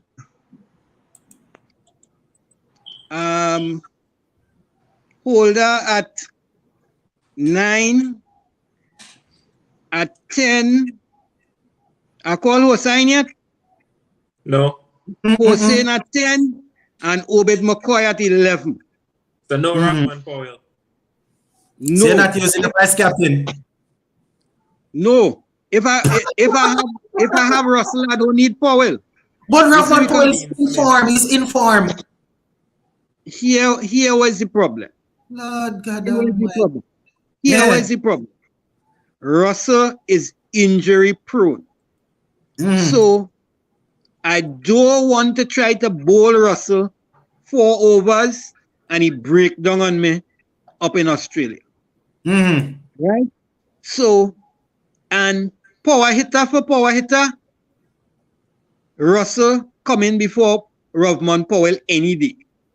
Remember, Rahman Powell now come back into the side. He was in the wilderness for a number of years because he was working on himself, wasn't making any runs. I mean, he was doing his thing. Then he went to the T10. He couldn't bat spin. He went and learned to bat spin. He couldn't bat spin. Yeah, but leg spin. No, he can bat spin. Leg spin was always the issue, similar to Andre Fletcher. He batting spin now. He batting spin much better now, right? Yeah. But what I say, if I have a choice between him as a power hitter, because at number 6, yes, you're getting into your power hitter. If I have a choice between him as a number 6 and Rahman Powell as a number 6, I'm taking him. I mean, generally speaking, we would agree that Andre Russell is a better power hitter than Rahman Powell. But I'm just wondering how, I mean, this is your dream 11, right? So I can understand. Right. But how would we drop one of the most informed players for somebody that hasn't played international cricket in a little while? It ain't like he wasn't playing no cricket. He was playing cricket. Yeah, but how you going to drop a man that is in form? He's not out of form. You would need to drop somebody that is out of form for him. Yeah, but who you're dropping for him? No, but based on the lineup you have. Because remember, he's not bowling. So you had to drop a batsman. Are you going to drop Hetmeyer? Are you going to drop Pooran? Are you going to drop Lewis? Are you going to drop No, but I think that's Myers? the issue. That is why I don't make that type of selection. He's not so you can't drop none of the top 5. So Powell unfortunately had to sit down. No, you can't drop one of the bowlers. Because he can't bowl. He's been bowling in England. They usually use and he bowled in the 60. So you can play him as an all-rounder and not a batsman. And then but he can't. How many overs was he bowling in the IPL, Vince? He was mostly bowling 2 overs, but right. And And he was bowling at the very depth, if needed, right? Because Knight Riders decided here's what's going on. His power hitting is more important than his bowling. Because remember, in not this IPL, last year IPL, he broke down and the coach did not play him in the finals. He wasn't fit. He wasn't fit. He had and the coach did not want to take a chance of playing him in the finals. Although he came back and he was still fit. Right? So based on that, I want to bowl Russell only if needed.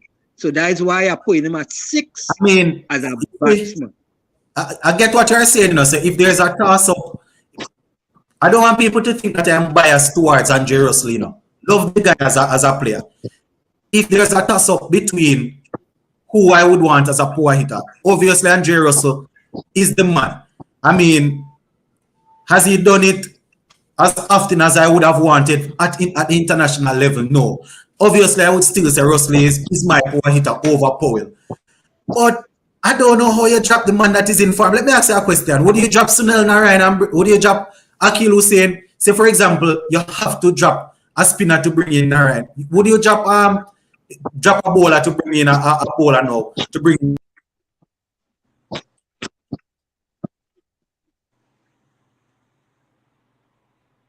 Say that again. What's the bone? You go on? Yeah. Would you, if you have to bring in a bowler in Narayan, would you drop Akil Hussain to bring in Narayan? Based on his form now? If I play in one spinner?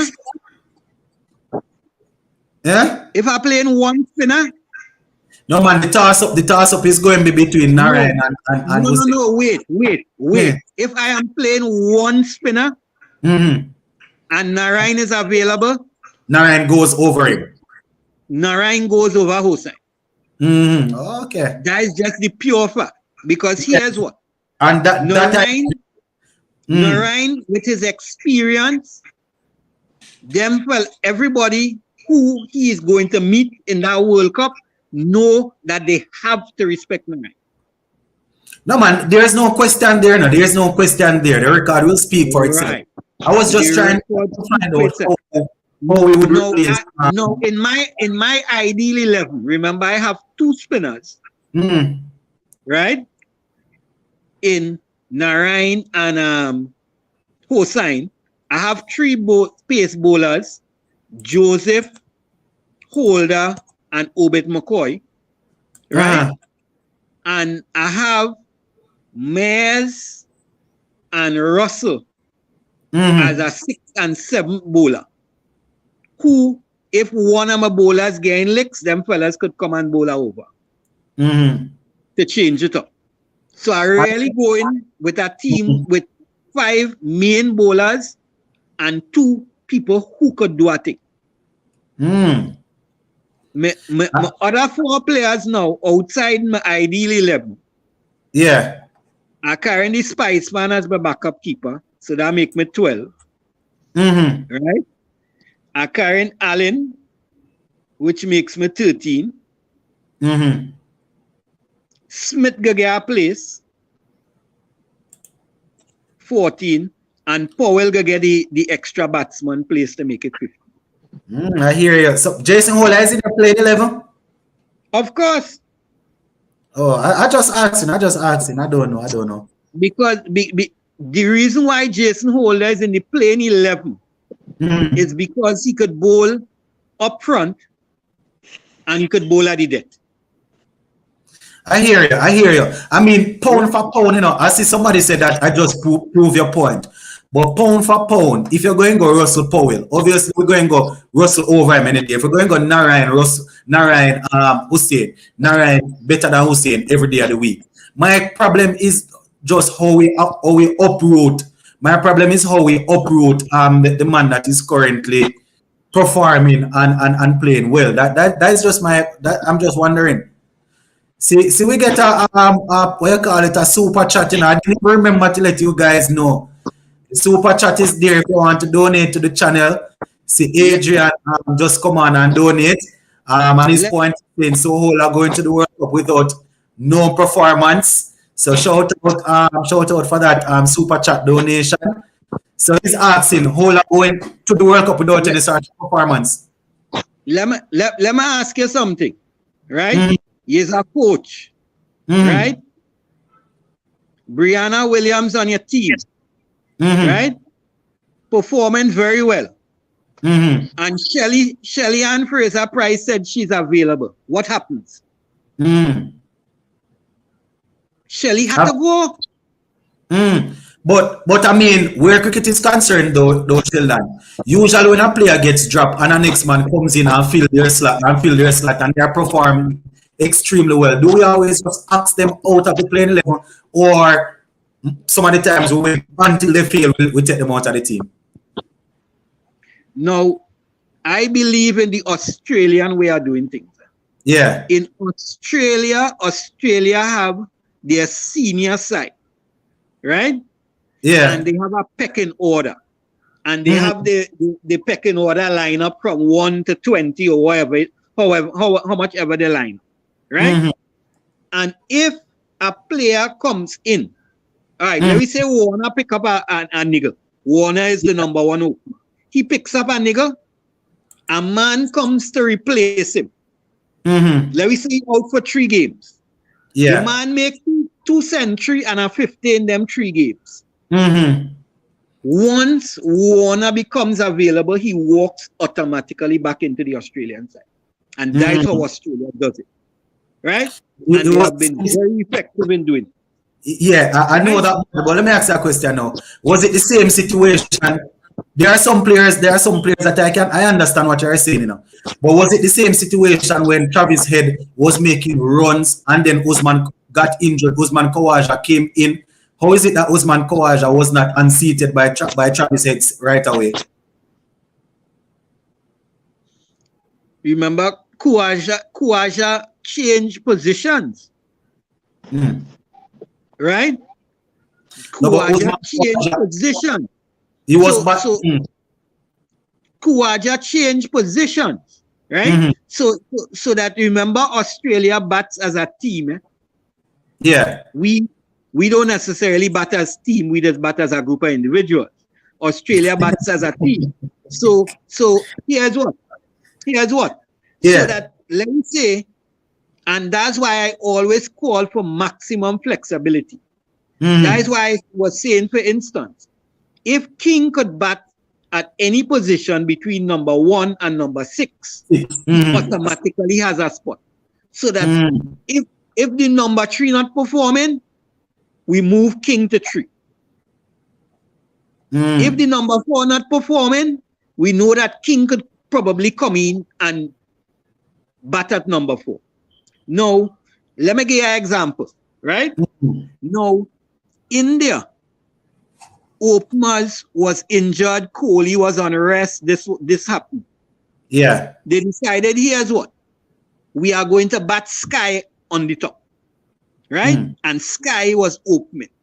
Now, Sky don't normally open, he does bat as a middle over power hitter kind of thing, right? And Sky moved to the opening position. He wasn't as effective as he normally is in the middle over. But here's what. He fulfilled that role and he allowed India to continue winning. So I am saying that we need to get away from this thing and we must have at least 1 or 2 flexible batters who can bat anyway. From 1 to 6. One says a batsman. But we have Puran and Hetmaya that are flexible enough to do that in a team. Puran, you go open with Puran or Hetmaya? No, we're not opening with them. Oh, you're talking just for the opening slot? No, we're saying 1 to 6. 1 is our opener. We say 1 to 6. Somebody in the team that can do that is Kyle Mayers and Brandon King. Well, that's what I'm saying. So we need people, we need that kind of flexibility. But are they good enough? I think that the reason is because the players are not good enough. They're not good enough, but it's the best we have. All right. I hear you. I hear you. I hear you. I hear you. I hear you, Sheldon. I hear you. I hear you. So in your ideal world, we have Russell and Narayan in and Lewis Yeah, in in my yeah. ideal world. I Like mean, my ideal world. as I said, if these guys are selected into the squad, then they play.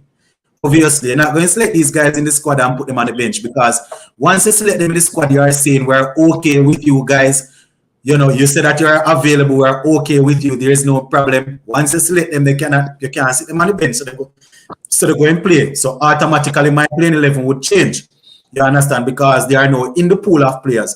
My thing is, are they supposed to be in the pool of players? I know my stance is different from a lot of people. Personally, I say no. But if they put them in the pool, simple means they are saying they have met all their criteria and all their standards. So obviously, would get in into the playing 11.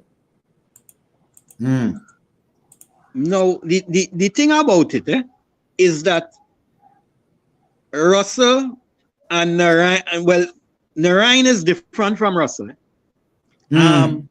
Russell said to them, here's what. I is 34 years old. I need to make some money to secure my life. I can play for West Indies. Wait, I can play for West Indies under these conditions. Yes, I remember that. Right. Now, if you meet my conditions, I will play. It's not like he say he's not prepared to play. No? Yeah. So it's not like they're calling him, and every time they call him, he say, "Well, look, I'm unavailable for personal reasons." He said he made it clear under what conditions he'd play. So it's up to West Indies to meet the conditions or not. If they have players that they believe that can perform just as good as Russell, and they have these players constantly, then they don't need to meet his criteria. But if they believe that he has the other players not as good as him, then let them play throughout the year, represent West Indies, and at the World Cup, when we really need him, we play him. West Indies could decide that. And obviously they have said that we are not willing to match those sort of terms based on what is going on. Well, not yet, as you said. The thing is, when they did the interview the other day, Russell did not highlight what the terms were, and CWI did not highlight what the terms were. So apparently that is why Russell was saying he was thrown under the bus, because he said he highlighted some terms, but just as how he did not tell the media what the terms were, is the same reason why CWI did not tell what the terms were. They just came out and said that the man said he was unavailable and they will not go down on their knees and beg for him to play. Obviously, that would be because his stance is this, and they did not want to match his stance. So there's no problem. His stance are this. This is his stance. CWI cannot match his stance. They come out and they say, well, he set his stance and we cannot match it, and we're not going to beg him to play. For the World Cup now and change what they are saying. Yeah. But did you see the interview that Haynes and Simmons gave? When the reporters was asking questions, the men was laughing. They was getting kicks because they know what it is, you know. And then Haynes gave himself out by saying, hey, here's what. The CPL is a West Indies tournament, so we consider CPL play eligible just as good as if men was playing for the West Indies all the time. So that is where they show that the door is still open for these guys to make the West Indies team. But I have been saying that, but I personally still don't agree with it. But it's not like I was hiding it, you know. I said the selector said the door is open once these guys go out there and perform in the CPL because it's CWI thing. But I personally don't like the idea just the same. Now, in Narayan case, for instance, right? Remember, Narayan has been remodeling his action for close to 5 years. Right? Yes, man. Right. And Narayan was remodeling his action with the help of the Night Riders, right? Yeah. The West Indies wasn't spending a cent for him to remodel his action. They wasn't. That is what we heard. They wasn't prepared to pay him. No, Narayan salary. Why when Narayan was called for his action, right? Night Riders didn't give him no duck and pay. No, Narayan was still making the same amount of money. When Russell had the drug ban for 1 year, Night Riders said, "Hey, here's what, sir. When your ban is up, you have a job with us." So West Indies, I remember when West Indies told Pollard and them, right? Make yourself available, and then we will decide whether we want to select you or not. Who giving up sure money to come for maybe money? I mean, just looking at it like that, people not going to do that. But there are things that need to be met according to CWI.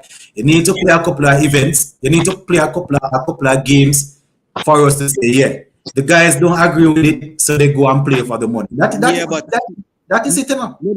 No, but here's what sports to do. Check this out. Now, we does normally select a side 3 weeks to a month before an event. A franchise is selecting 3 to 6 months in advance, right?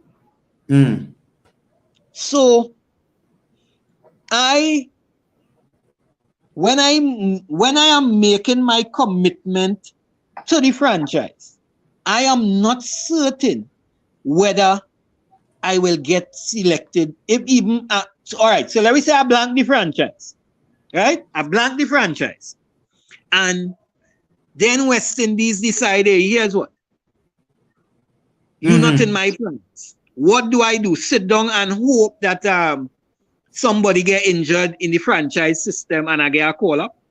But this is international land. As I said, I can understand players doing their thing, but this is why the players cannot feel obligated to cannot feel as if West Indies is obligated to select them when it comes on to major tournaments, because they made the move that was best for their career. CWI said this is what is best for CWI. So you cannot feel obligated when the World Cup comes around because you did what you thought was best for your career financially. CWI wanted you to do something based on how they structure their thing. So that is why you cannot be obligated. No, but they're not calling to play. Let me get this thing straight. They're not calling to play. No. It's the fans and the public calling for them to play. But and therefore they have to wait. No, they man, have to respond. Wait. People saying, why Narayan not in the team? Why Russell not in the team? Based on the performance that they're seeing in the franchises. So that Russell and Narayan is being asked the question now. What about playing for West Indies? So let me ask you a question. You are saying to me that these guys, they don't necessarily want to play in World Cups. They don't want to play World Cups. They don't mind playing a World Cup. Let me finish the question. Why is it then that the conversation is always ongoing throughout the year or throughout the time leading up to the World Cup, right? But these players never yet come out on social media and address it. The fans are calling for them. The fans asking about them when we are playing a regular tournament. It just falls on deaf ears. They don't hear anything. But the same fans are calling when it comes on to World Cup. So why is it that these so-called players only answer the fans when it is World Cup time then? Well, that answer when thing. So, so the fans are the ones that are begging these guys to play, and we beg them all year round. They turn a deaf ear to us. Why answer and come out and talk about? One came out and say, it will always be a yes for West Indies. One come out and say he wants to win 2 more World Cup for West Indies. Why we don't hear these guys coming out through here and say they want to help us to win tournaments? Why is when the World Cup come? Why is it then? All right. Now, let me make this clear to you also. Narayan already have a World Cup trophy. He win a World Cup already. Russell already win a World Cup. And if you listen to Russell and them now, they want to help West Indies win a World Cup. They don't want to win a World Cup, you know. They're not hungry to win the World Cup, you know. Pollard win World Cup already. Bravo win World Cup already. Them boys and them already win. They have a trophy, so it's not it's no novelty to them. They already have a trophy. So we win the World Cup 2 times, right? We can't win a series in Australia. We can't win a series in South Africa, and these are things that help to get us up on the table, you know, for us to bring in more revenues and all of this. If they're so concerned about West Indies cricket, why don't they help us to win these things? They do. World Cup is all right. They just want to win the World Cup to help West Indies, right? Why don't they play the regular tournaments to help us to climb up the ladder so they can bring in revenues? We can drop into the so-called Big Fours where ICC will start putting more money into West Indies cricket. If they're so concerned about West Indies, why don't they help us in that way? All right. Let me answer that question by asking you a question. Do you think Pollard would have been available the amount of times he was available if he wasn't captain in the white ball squad? Would he have made himself available? That's what I'm saying. If he would have been available as much as he was available, if he wasn't captain in the white ball squad. It's the same thing like Jason Holler. Jason Holler was available right through, and I am sure it's because he was captaining. As soon as he gave up the captaincy, he was all over the place making money. But I can assure you that when it comes on to the captaincy, they are getting additional. Not saying it's a whole lot more money, but they are still getting more money than what the regular players getting because they are getting the captain's salary. So obviously, if he wasn't the captain, if he wasn't the captain, he would have turned down some of the games. Right. But okay, he gave up Pollard. Again, for example here, Pollard gave up the captaincy. And since giving up the captaincy, he make 100,000 in the 100,000 pounds, and he made some money in the blast. Right? Which would have been almost equivalent. Them two would have almost be equivalent to his salary as captain for the West Indies. And he made that in 2 months. So that's the thing. Yeah, so I understand what you're saying. You know, we are not going to ever be able to compare the money because obviously they are going to be getting more money. What I am saying though, Sheldon, is when they are saying these guys just playing because they want to help West Indies. Why they don't help us in regular tournaments? They don't want to World Cup according to you. Okay, here's what. Let me give you a next example. Right? Yeah. We had a player that recently had a baby, and I hope the baby is doing well. Right? He went home for the birth of his child, which he should have done. Yes, 100%. Right. But he left his bag and so on at the franchise team. And went back to the IPL. Because here's what. That is what is paying him. That is what is mining his family. Yeah. Right? Okay. He came back home, quite rightly so. And he was unavailable personal reasons. No problem with that. And he went and do, right? It's not to say he wasn't fit. Whatever. All right, West Indies say he wasn't fit. Guyana put some pressure on the West Indies and they put him on a plane because Guyana wasn't leaving that alone, and rightfully so. He's a Guyanese, rightfully so. They wasn't leaving that alone. Every news conference that they come, they was going to ask a question about it. And they're going to make a certain noise. Right? No, but Wait. We put Hetty on a plane. Bring Hetty to Trinidad. Train him for however long a series was going on. And then give him a fitness test, which he passed. And we say fine. Right? Which we say fine. And that sort of thing. And then he play whatever. Right? But isn't this the sort of commitment we're asking for him to show that he really wants to do the fitness test? Other players were asked to do the fitness test, turned it down. Other players could have traveled, I am almost certain, and work with the fitness instructors or the personal trainer, whoever it is, and then do the test. No. That is the thing, right? We discussing. Let we get to the meat of the matter on Lewis now, right? Lewis was at the IPL, right? When they were about to select a team, right? They were about to select a team. He was at the IPL. They said, here's what. IPL personnel, they call aside and say, hey, here's what's going on. We want to let to conduct a fitness test. Yes. Right. Lewis had a niggle at the time. He had a niggle, right? And he said to the medical staff, because of that niggle, right, I am unable to do the yo-yo test. And you know what the yo-yo test is?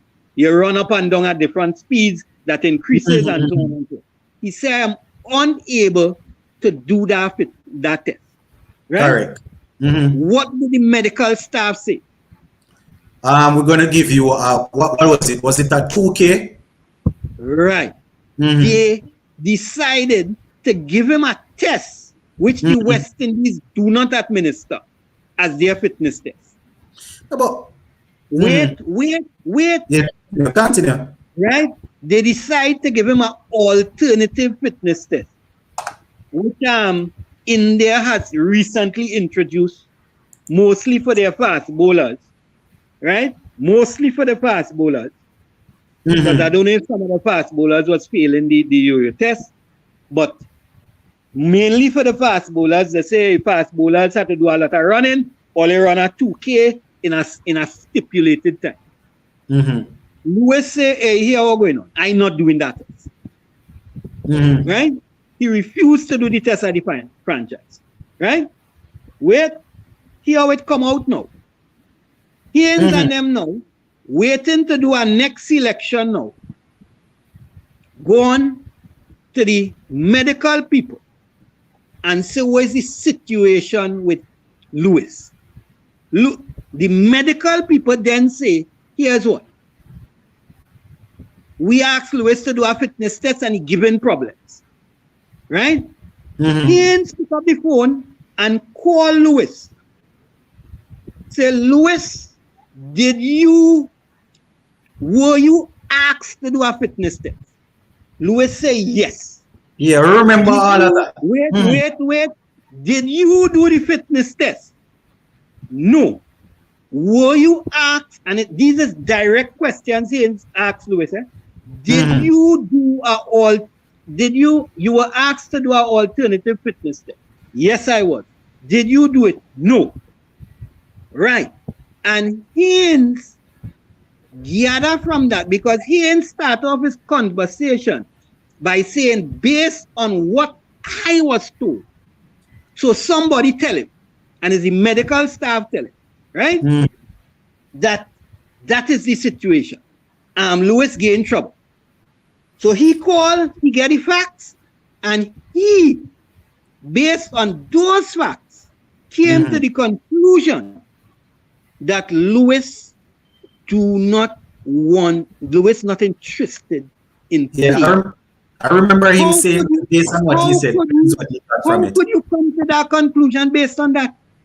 Because, all right, let me give you an example now. Let me give you an example before we welcome Ronaldo. So, say for example, I am no fitness guru or anything like this, but in recovering from an injury, you have what they call active rest. So if as a cricketer, say for example, as a batsman, you tear your tricep or your bicep. Say for example, you tear one of those muscles. You have what you call active rest because you tore that muscle.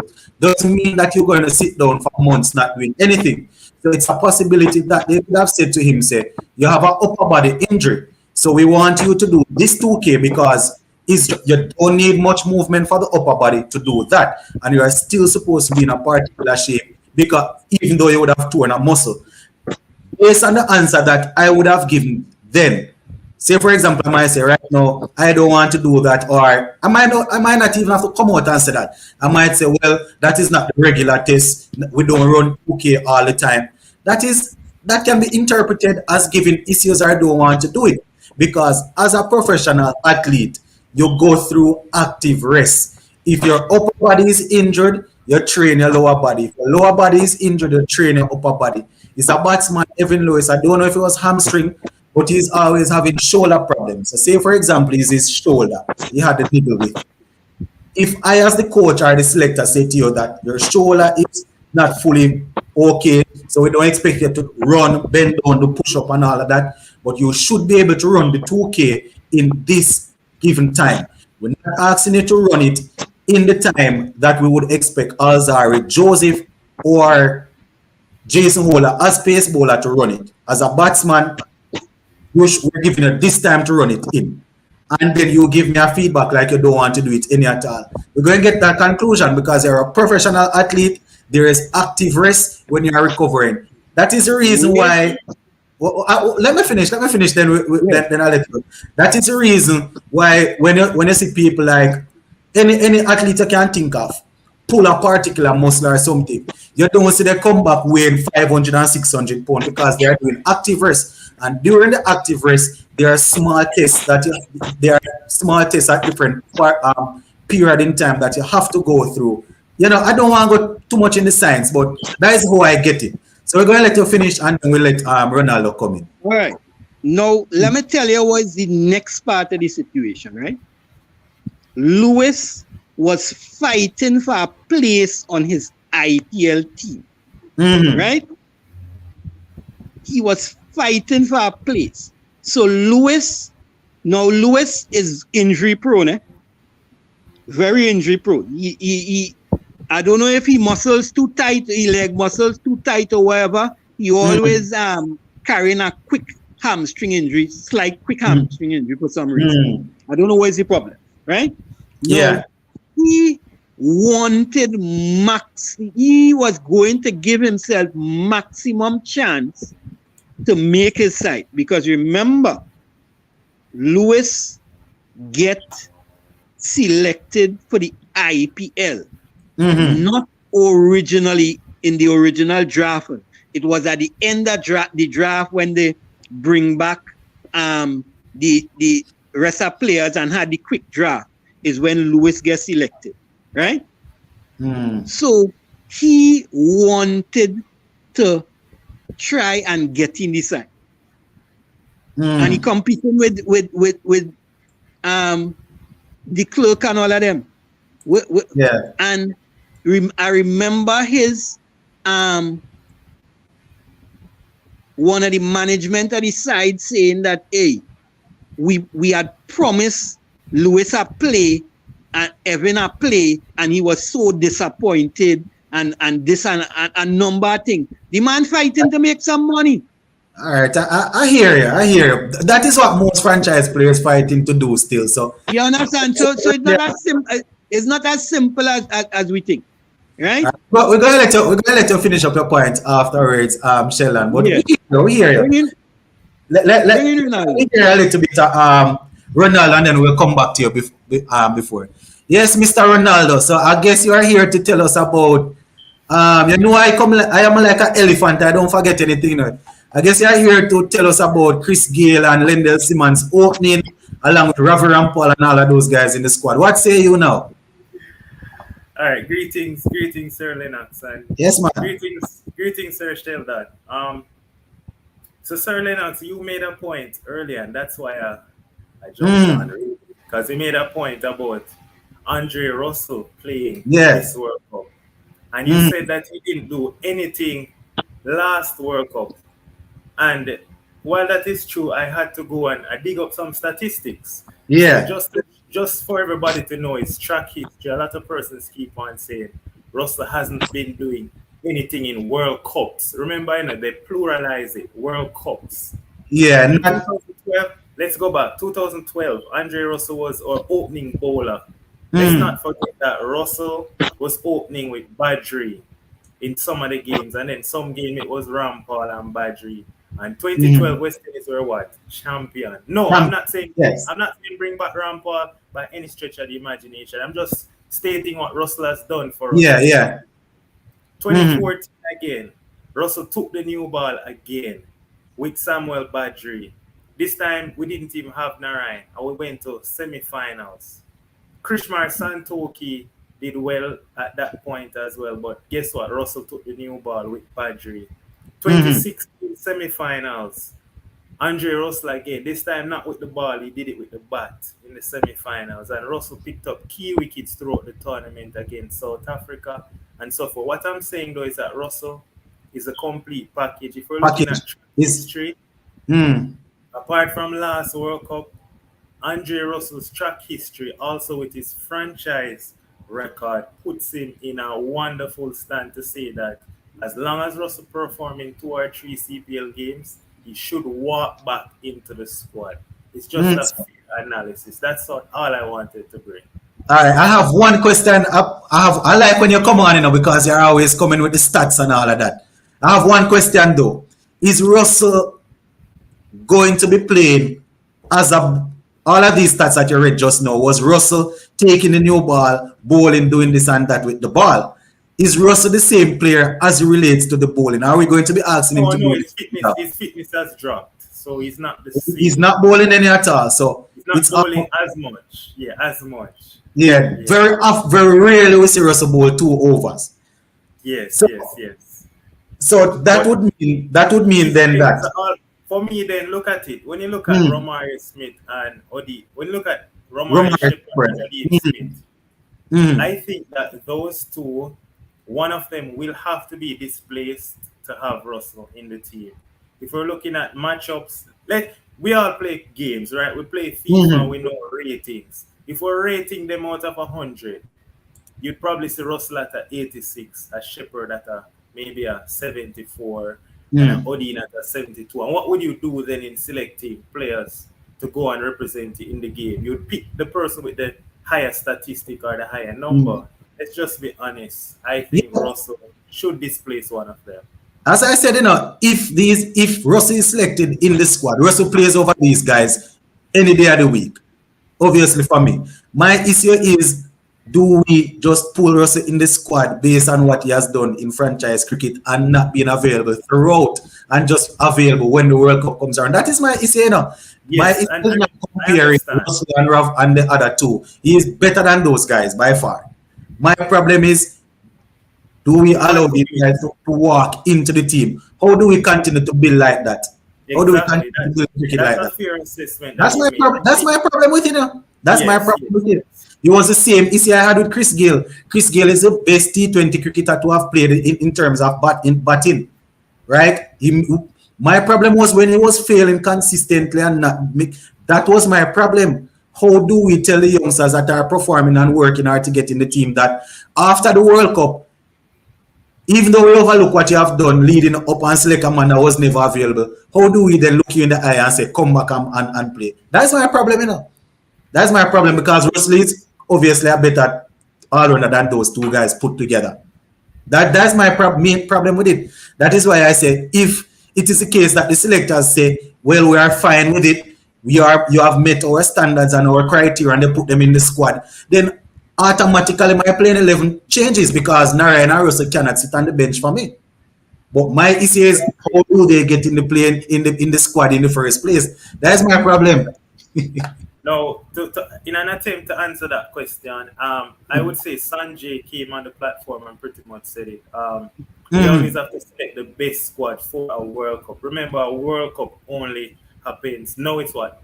Every 2 years for T20. Now we have T20 and Odean. We have to select our best squad no matter what. Even, for example, when you look at what England did for Jofra Archer, they had a balanced team. David Willey was England's #1 seamer leading up to the World Cup. And England made a tough decision to say, listen, if we want to win this World Cup, they made a gamble to say that Jofra Archer is the best seam bowler in the country, and they did what they had to do to get him in the squad. Why was Jofra Archer not playing though? Why was Jofra Archer not playing? Jofra Archer was under contract for England. Why was he not playing leading up to then? Exactly, yes. No, he was not playing. Remember, he was not playing because he was not playing because they had a rule, a stipulation of about 4 or 5 years, something like that, and they cut it for him so he could play the World Cup. They cut it. So I'm saying that West Indies can do the same now in terms of our situation is different, but what we can do is now they need to start communicate a little bit better. Are you telling me that Phil Simmons, who coached them for so many years, don't have the number to take up the phone and say, Narayan, let's talk on a serious level now. We want you to play World Cup, but this is what we propose. You're telling me these conversations are not being, they're not having these conversations? Happen. They definitely happen. But the problem is that the coach, Phil Simmons, might be able to take up his phone and say this, but he cannot rewrite the requirements that they have in CWI. He will then have to say to them, I want you to play, and then they are going to say, what are the requirements? And he's going to take up the book and say, all right, CWI, say you have to play 70% of the game, you have to play this. And then I say, why, coach? I respect your coach, but I can't work with that. So that is the thing, because I can almost guarantee you that Phil Simmons can take up the phone and call Narayan and say this or whatever, and the other guys. Other top people in CWI probably can reach out. Jimmy Adams is from our country, right? So Jimmy Adams probably can say, let me reach out to Andre Russell as the head of CWI, the director. Russell is going to say, all right. And Russell basically said it the other day. He basically said it. He said to them, these are my terms. This is what I'm going off. And obviously they can't meet it. So these guys probably can pick up the phone and say what is the what they want.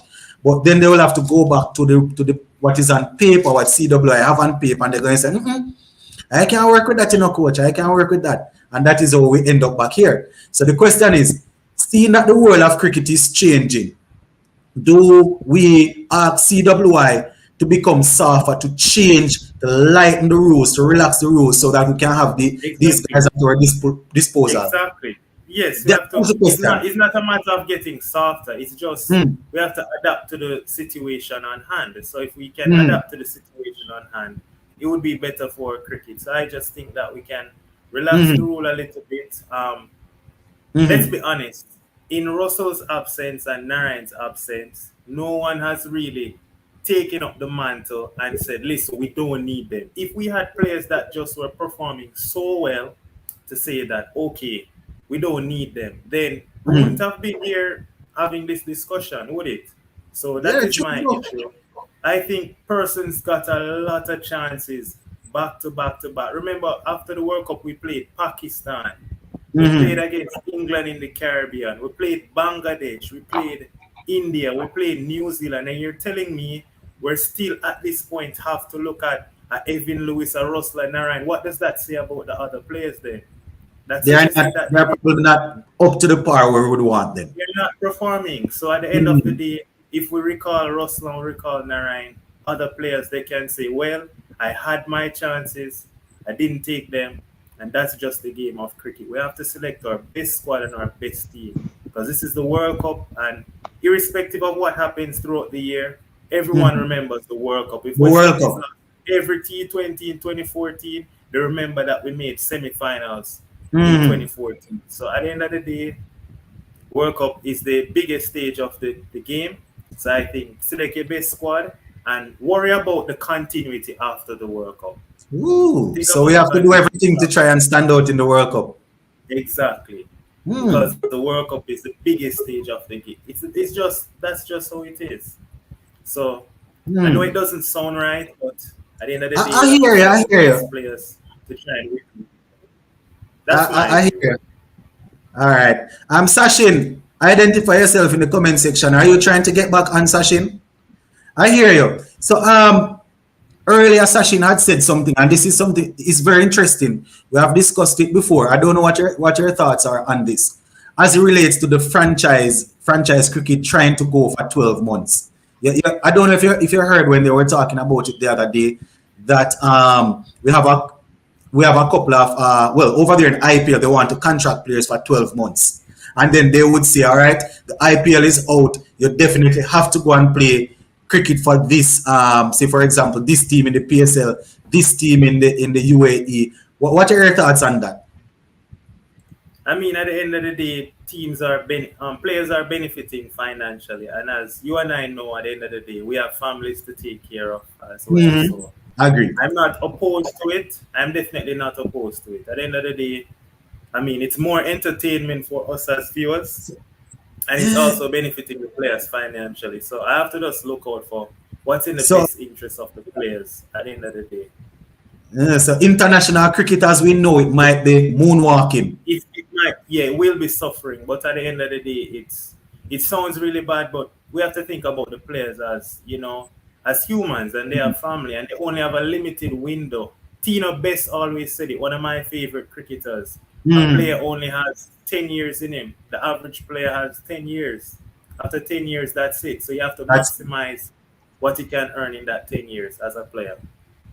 All right, I hear you.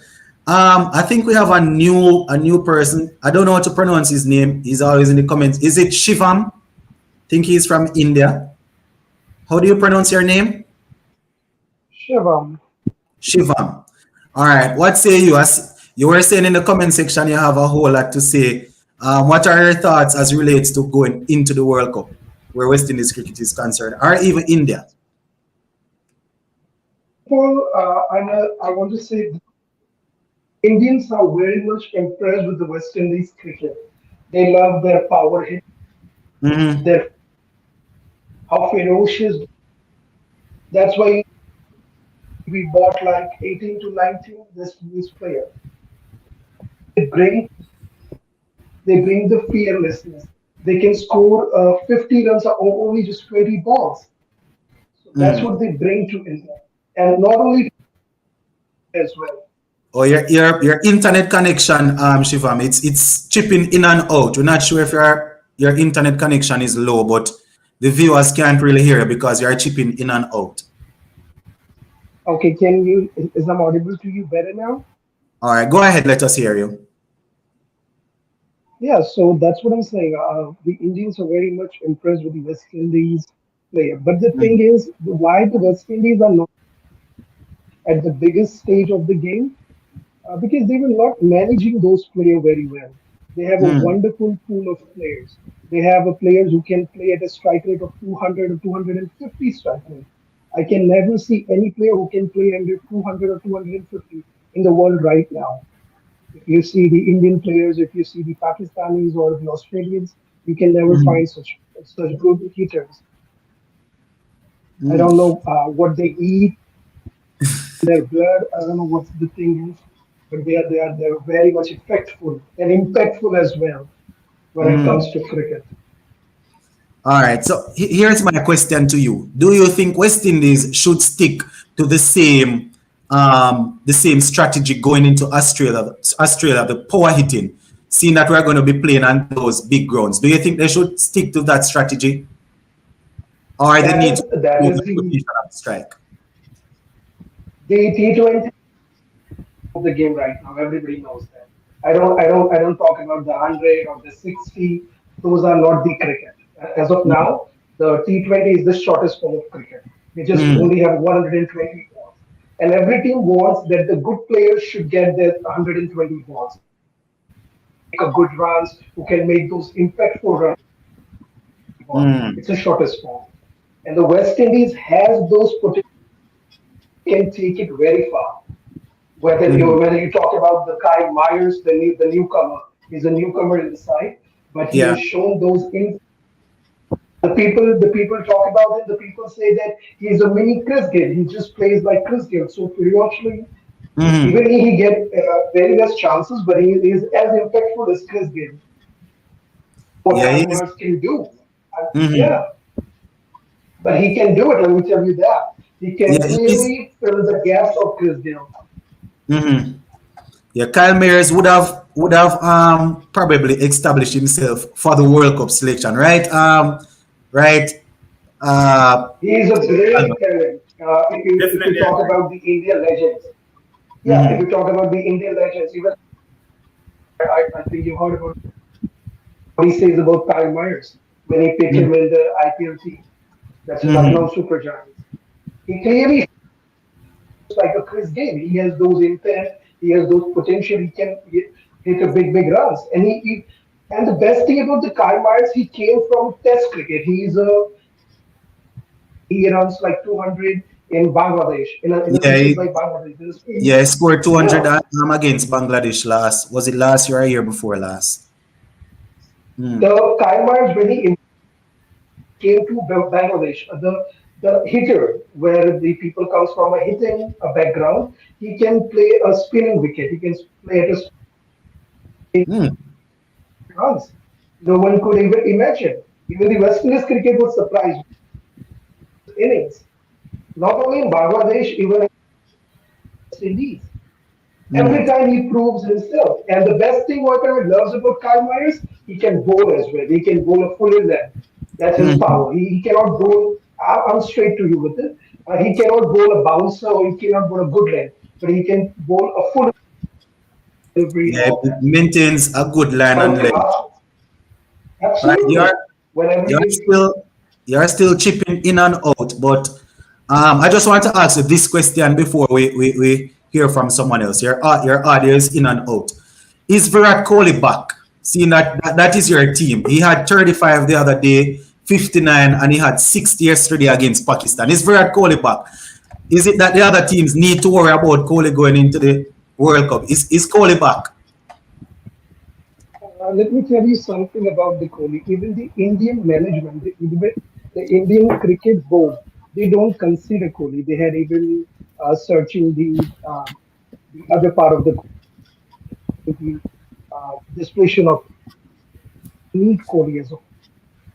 He's a legend We're of the not, we're game. not hearing He you too knows the clearly game. at all, Shivam. Your audio is in and out. It gets low, high, low.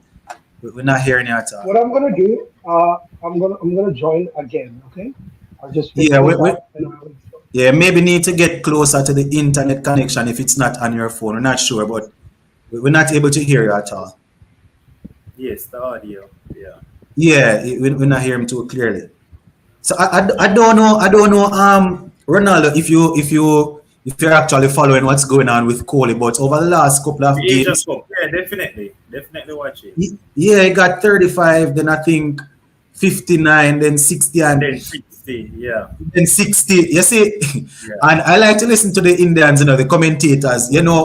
What they are now saying. It's time for us to start appreciating the 28s and the 30s and stop talking about players getting 50s if they don't get 50s in T20 cricket's fail. Because, they have a couple of players that all they have been getting from the other days 20s, 28 and 30s. So apparently 28 and 30s, that is the new benchmark in T20 cricket. It's funny how we put things when our players, not really where we want them No, to but be. Lennox, let's put it this way. Would you rather two guys make 250 or four guys make 430s? Boy, I'm no mathematician, but the 430s sound good. Exactly. I agree Yeah, with Sasha. but I'm just looking at how they word it, how they are wording it now. It's ironic how they weren't wording it like that before, but it goes without saying, man. In T20 cricket, you don't necessarily have to get the high 50s, 60s, but mm. Yeah, All right, definitely. Sasha. Mm. I don't know if we were looking at the strike rate And I felt that even in yesterday's game, Virat had a 60 of 44, Mm-hmm. and strike rate is about 137. And I'm saying if you're batting through the innings, you have to finish somewhere in the 140s, 150, despite the Mm-hmm. score being 180. I thought that You have to up Virat, it. yes, his first 30 deliveries, I thought he could have taken a little bit more chances. And Mm-hmm. I just think that Virat is still, finding his way back. I would, of course, keep him because it's Mm-hmm. Virat Kohli, of course. You have to give him a chance to prove himself. But I just think somebody need to let him know that, listen, Virat, you're the man, you're still the man. Everybody still believe you're the man. So you can't up Mm-hmm. the tempo. It's Virat Kohli. I don't know what's plaguing his mind. I don't So know. He I can't. don't know. It reminds me of when David Warner was going through that period, and even the Sunrise of Hyderabad, I think, had dropped him at the time. It's yep. just strange. It's just strange to see them going through that. But talking about strike rate, I'll just move away from T20 cricket for a while. Is Shea Mm. Hope's strike rate in ODI becoming a problem for West Indies? You see, the thing is this: when Shea Hope bats deep in the innings and we win the games, we're always like, yes, this is it. This is the Shea Hope. You understand? Just a second, guys. Let me open the door. But the thing though, Sachin, that with Shea Hope, right? If Shea Hope Yeah, doesn't bat deep in the innings, how often do we get bowled out? So that. I don't mind All Shea right. Hope batting the way he does. The others just need to pick it up because Shea Hope is the only reason we can bat 50 overs often than That not. is So that is exactly what I the was about to say, statistics, Ronaldo. When yeah, Shea Hope came in, the other day we played on a pitch and they were saying that based on the pitch and based on the quality of Shea Hope, he should have been able to up the tempo which because the is pitch true. wasn't Yeah, wasn't doing much. So I can understand from that point of view. But as you said, very often when Shea Hope gets out, we get bowled out pretty quickly. You understand? So exactly. generally speaking, my issue is not really with Shea Hope, it's with the other guys that in 50 overs just come down, try and hit 2-6 and get out. As I said, you have the games now and again when he's going to be on a pitch and you're going to be, come on, Shea Hope, man, you have to bat a little bit faster than that. But generally speaking, I don't really have a problem with him, in all honesty, based on how our team is situated. It's not like we have Brad Kohli, Rohit Sharma. It's not like we have these guys to come after Shea Hope. So generally speaking, I don't Exactly. really to knock him like that. Relax, I think you have two-person in the waiting room. And Ronaldo, I got a question. Are we playing two spinners in Australia? You know, this definitely two spinners. Remember, Australia is a Mm. big boundary session, so two spinners can definitely work in Australia for me. Uh, Whether it's Akil and Moti or it's Akil and Narayan or Akil and Allen, let's wait and see. But we know it's Akil and somebody. Mm. Uh, You see, mm. in all honesty, I I wouldn't mind seeing Narayan again playing international cricket. But as I said, the patriot. I don't want to say. Well, I'm not patriotic like that to West Indies cricketers. I don't want to say that. But it's just difficult to see them just walk back in.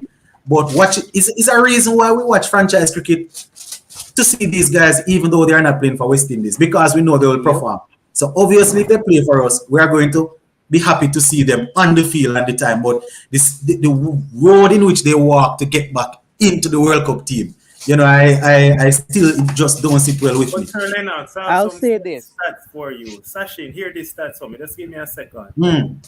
Last time Narayan played for West Indies in T20 was 2019. That's 3 years ago against India. And the Mm. last time he played for West Indies before 2019 was 2016. That's 3 years All ago. right. If we follow the pattern, Mm-hmm. He's gonna 2022, come he back in should be back. 2022. He's going to be here. No, He's going to I'm be there. saying this. If Moti Yeah. keeps out bowling Tahir and Shamsi, I think Moti deserves a spot on the World Cup team. If Morty does what? Keep out bowling Tahir and Oh, Shamsi. Cause look at that last match that we played, the Guyana team. Against the Talawas, yeah. Moti Yeah, was very good. Moti bowled Morty, he bowled Two for 4 overs 10. for 20 or something like Two that. for 10. 2 for 2 10. for 10. 4 over Yeah. for 10. You see, even remember, before he fractured his finger, Moti was well on his way, he was establishing Against himself, he was setting Bangladesh, yeah. himself up. My only problem, as I would have indicated, is more is playing the two left arm spinners. But as I said, two bowlers bowling having two left arm spinners that can and the two of them out bowling the leg spinner, I will go without the leg spinner. Exactly. That is the only problem. So it seems as if there is no problem then. That is the other guy, Yannick Karaya. I think I wanted to see him some more at the international level. I mean, the ODIs that we have seen him in, he would have shown obviously that he knows his cricket. He has been playing at the regional level for a while, performed better than showed more control than Walsh. But I don't know if I want to just pick him up and bring him into the World Cup like that. So I would probably go with the two left arm spinners, even though my mind is telling me that you don't want the two left arm spinners, especially if you're going up against a team that is playing a lot of left arm, a lot of left-handed batsmen. Yeah, as much as Moti is gonna have a toss up with Narayan. I think if Narayan is ready to come back, I think Narayan get the edge. But if there is no Narayan, I think Moti should be fine. Moti should be fine. what I'm saying is, as much as I observe the West Indies cricket playing at a world stage, so there is the two times when they get collapsed so much. The first threat is to them is the leg spinning. If the team has a quality leg spinner in their team, so they can bowl out West Indies very easily. Yeah, it easily to get them all out or bowled out whenever they chasing it or whenever they setting up a target. I hope you remember that game against England where West Indies get bowled out around 100. In that, Adil Rashid has played those tricks. He has bowled those googlies to Russell and the other players where they don't have an answer to those bowlings. What? Remember, this time World Cup is being held in Australia, so Australia, absolutely. So we can't necessarily compare conditions in the UAE or in the Caribbean to Australia and South Africa. That's correct, but the Australian pitches are hard pitches. They are bouncy, hard pitches. So whoever bowls a good length, those are the length bowling pitches. Those are not the you can bowl bouncer or you can bowl a full ball. That's not going to help. Those are length bowling pitches. I don't know whether you have seen Hazelwood. The way he bowls at the death length, those are called the death lengths. The way he bowls at those lengths, no one can play that. If you're going to get caught out or if you're going to get stumped, anything, those are the hard pitches. And in West Indies, if you see the bowlers, there is only one bowler who can bowl those lengths. That is Jason Holder. He don't have a speed that much, but he can bowl those good length if he comes in his whole phase of bowling. He's in my absences. I think Jason Holder is the only bowler the West Indies have who can bowl those good length in Australia because the pitches are hard. The condition is good for a fast bowler. The fast bowler who is a taller, that's how the pitch supported. And if you comes to the betting, what kind of batters play a big role in Australian cricket? So there always be a left-handers who can hit big sixes, and that the West Indies have those players. So I have no doubt. Yeah. What about Obed McCoy? Jason Holder, generally speaking, bowls a good line and good length. Obed McCoy is not too bad in terms of his line and length. So are you saying that it's only going to be the hard length? What about the guys that are pretty skillful in terms of changing up their variations? Obed McCoy is a smart and skillful bowler. He knows when he has to give runs, whether he have to bowl a fuller or whether they have to. Alzari is a run leaker because that's what he did from last. If I observe his career from the last 2 years, he always has leaked in the runs. He has given like 40, 45 in his 4 overs. His economy is more than 12 runs an over. Yeah, Alzari. Continue. Yeah. He is fast, he is quick, he can bowl 145 average, but the only problem with Alzari is he gives a lot of runs. But that's not a problem for West Indies because West Indies has those players who can make those runs easily. So that's not an issue. But the only thing the Alzari has to do is by giving out the runs, he has to manage to take wickets. That's the Exactly. most important thing. Yeah, That's I fine. agree. The I captain, agree with you with the Alzari reasoning. Alzari yeah, is quick, and I mean, we expect the pitches over there in Australia to support him. But as I said, the economy is too high. Definitely needs to tone it down a little bit. no. The West Indies captain should tell Alzari that you can give runs. We are fine with the runs, but we want you to take wickets. We want you to bowl fuller and a quicker. Because Mhm. if you're gonna bowl fuller at a pace of 145, if you're gonna bowl like Yorkers and all that, no Yeah. one can play it. Even So yeah. Uh, No Shiva, one can bowl. I'm going to suggest some statistics here. In mm-hmm, 2012, remember when West Indies won, mm-hmm. Russell, Bravo, Rampal, they were all going on average 8.5 runs per over. Yes. And when Mhm. West Indies won, Badri and Narayan had an economy below 6. So what we're Right. saying then is that Akil Hussain and if it's Sunil Narayan or Allen, whichever other spinner is playing, they can keep the Mhm. economy down. The seamers take the bulk of the wickets, the McCoy and the Alzar. And even if they're going at nines, as long as our spinners are keeping it tight, it's going to be a balanced game. So I don't think West Indies will be too much concerned, given that it is Australia. If the spinners bowl in the right areas, it's a big ground. They should not be very expensive. It's not like they're bowling on small grounds. No. The And with the bowlers, the experience of bowlers, Narayan, the with the No, bowlers you experience of talking Narayan, about in though, the I think, yeah. no, this oh, is go in ahead. ODI. Mhm. No, just a quick suggestion. Mario, this is in ODI. Azari has been our best bowler in ODI cricket, but not our ODI, most yes. The economical bowler economy, in T20. yes. Not T20 at is all. very expensive. No, T20. the players that you're talking about, like Samuel Badri or the great Sunil Narayan, those No, are Yeah. the world-class spinners. Those are the yeah, no, world-class spinners. Those people have the experience of a big matches and a big teams. They know how to bowl a big players. yeah, But the those guys players were that we ranked one talking, and two going into the World Cup. Yeah, yeah, the players that we I think talking, Akil can match Samuel Badri. I think he has the potential, and he's been the doing thing very well is, for it. Hold I on, what think did no, you the say just now? I think Akil can match what Badri has I done for don't West Indies think in World because Cup. I think so. Akil is he's a left arm orthodox. The left arm orthodox always works in Australia. There is no problem in that because those are hard pitches. If you bowl like a left arm orthodox, they're gonna be effectful in those conditions. Mhm. But the problem is Akil Hussain, he bowls fast. He is not that flipper or in the air bowler. He is not that kind of spinner. He spins really fast. He bowls very fast. Whenever This, he put up the ball, it comes very quick to the left hander or right hander. So I don't think he going to be that effective because the players can play a cut shot or they can play a pull shot easily to Akil.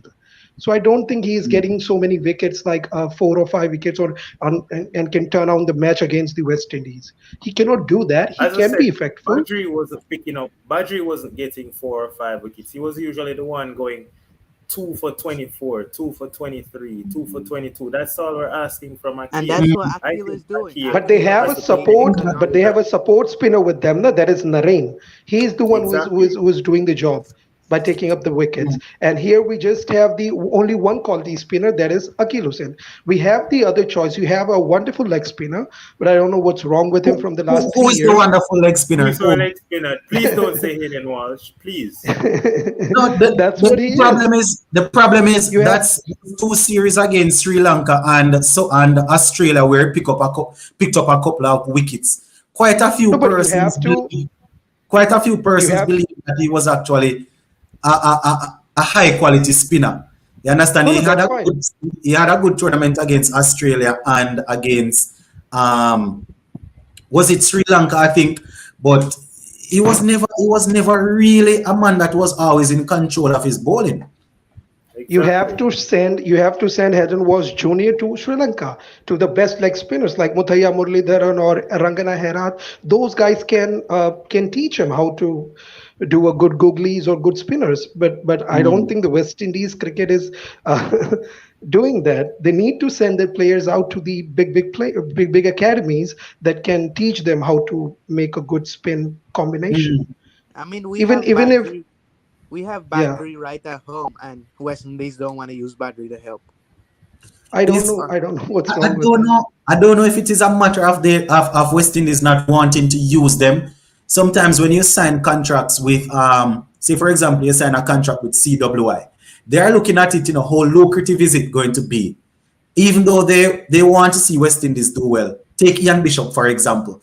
I am sure that this man is a die-hearted West Indies fan, right? He wants to see West Indies do well, but is signing on to help West Indies is that going to be more lucrative than him being able to travel around the world and do commentary work?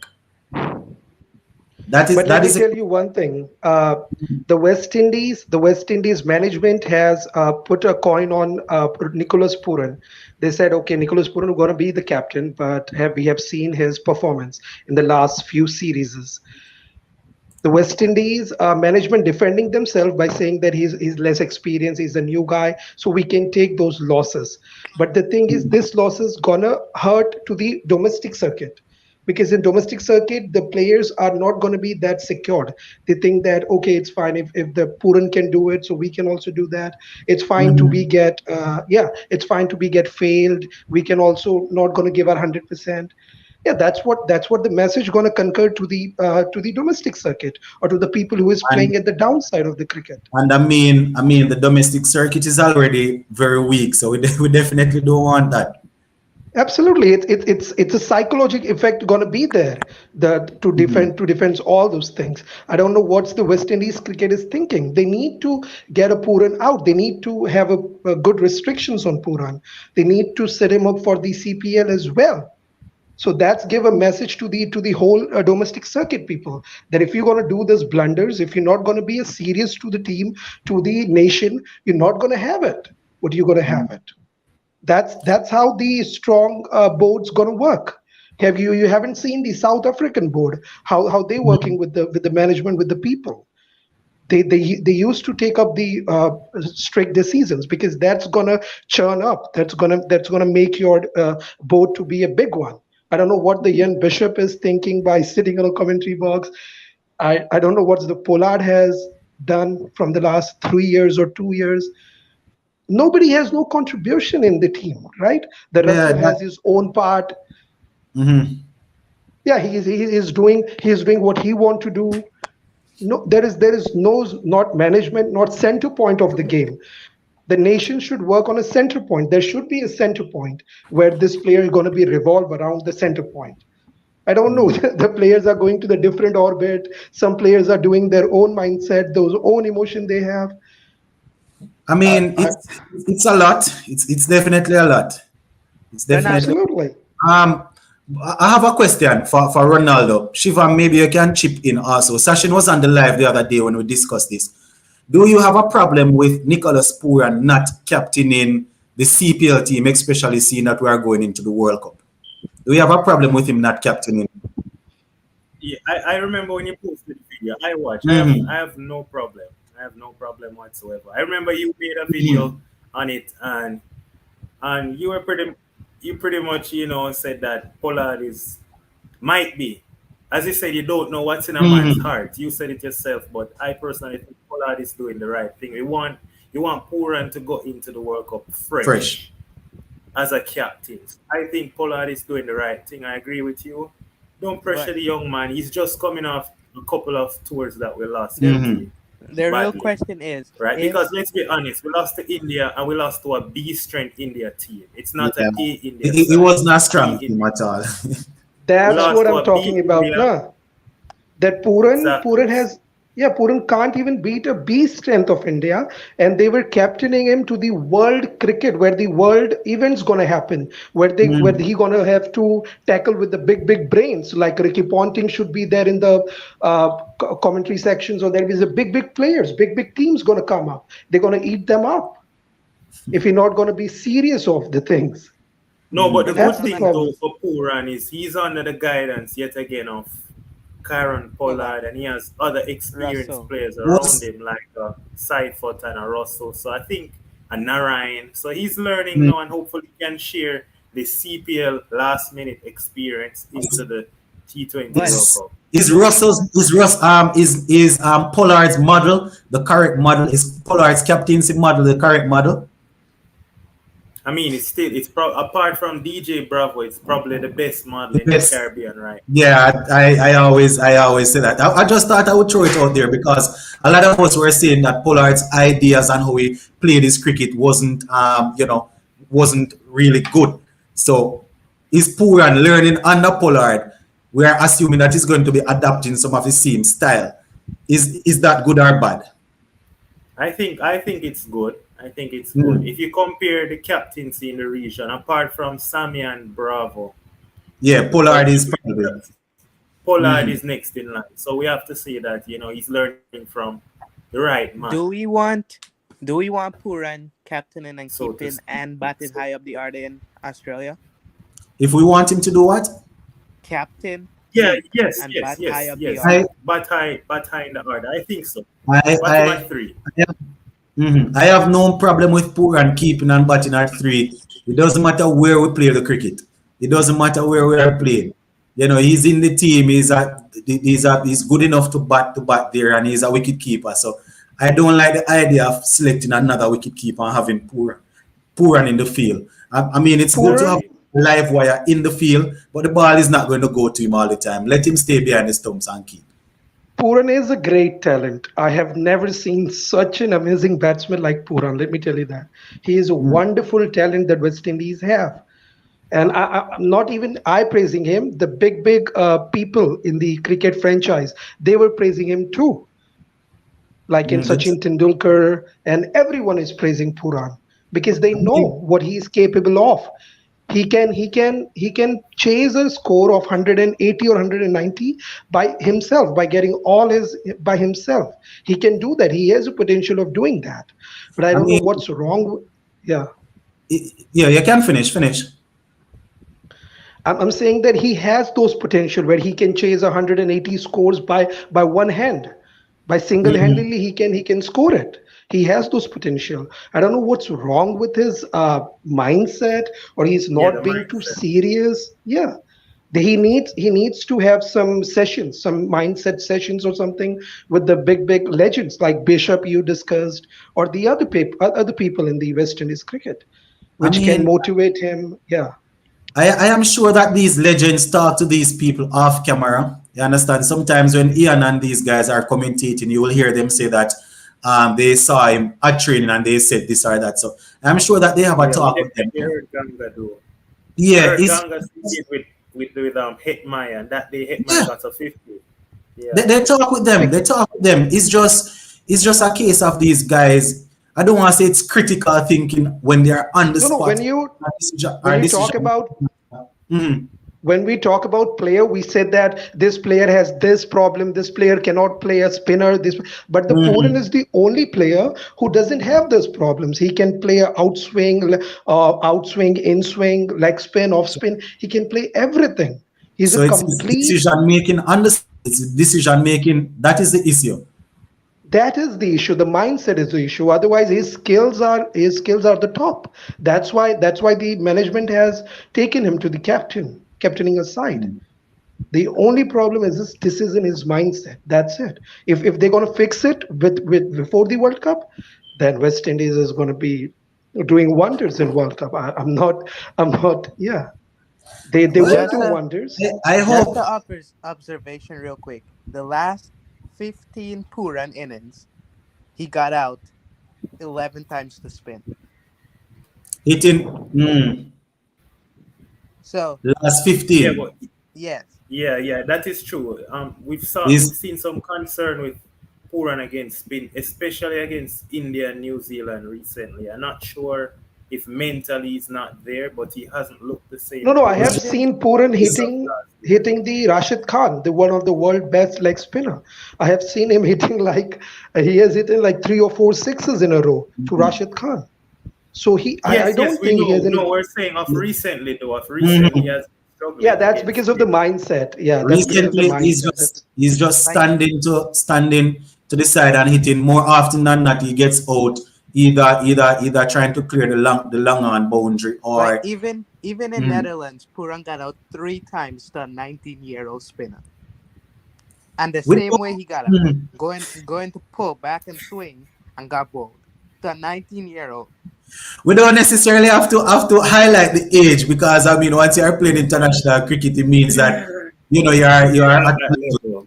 You're at a level. It's the same decision making that is the problem. Quick question though, Shivam, what's the situation with Jasper Bumrah? We know he's out of the Asian Cup with the injury. Is he going to be okay for the World Cup? What's the situation with Yeah, Bumrah? he's doing his rehab. He's doing well, and he's going to be get back in World Cup like Shaheen Shah Afridi. That's the Mm. left arm pacer From of Pakistan. Pakistan. Mm. Yeah, Mm. I have seen his video that he's talking about that Yeah. in a 2 weeks he will start bowling up and he will be getting ready for the World Cup as well. Oh boy. Ronaldo and Sachin, are you guys looking forward to seeing Bumrah on those pacey track over there in Australia? Definitely looking forward Definitely, to it. but one Yeah. man I'm looking forward to is Shaheen Afridi. My guy is 22. Me too. Yeah, me Yeah, He too. is a brilliant talent. you Whether know, you're Australian, mhm. Indian, New Zealand, West Indian, you gotta accept Shaheen Afridi is a rare breed of cricketer. You Yes, see, absolutely. I heard Ian Bishop saying this a couple months ago, and I totally agree. They need to watch how they use him. He's playing all formats, Test, T20, ODIs back to back. As Bishop is saying, they need to rotate him and rest him because we don't want such a talented youngster to just go down the drain like that. At 22 The and he's best doing Like thing is Mohamed he's Amir. just Look 21 at years Mohamed old. Amir now. mm. Kevin D, who is a regular listener to the channel, says he is a bit late because he was celebrating his CXC result. Seems as Big if up everything Kevin. went well, Kevin D. You know, we endorse students doing well over here. We endorse students on a whole. So congratulations. Seems as if you did pretty well on your CXC result, on your CXC examination. You know, life is just beginning for you, whether you're going to do sixth form, grade 12, 13, whatever they call it, or you're going to go on to college. Congratulations to you, Happy to know that you have been here on the channel for a while, and we are proud to announce that you did well in your CXC subjects. And Yeah. back to the The Shaheen Afridi thing.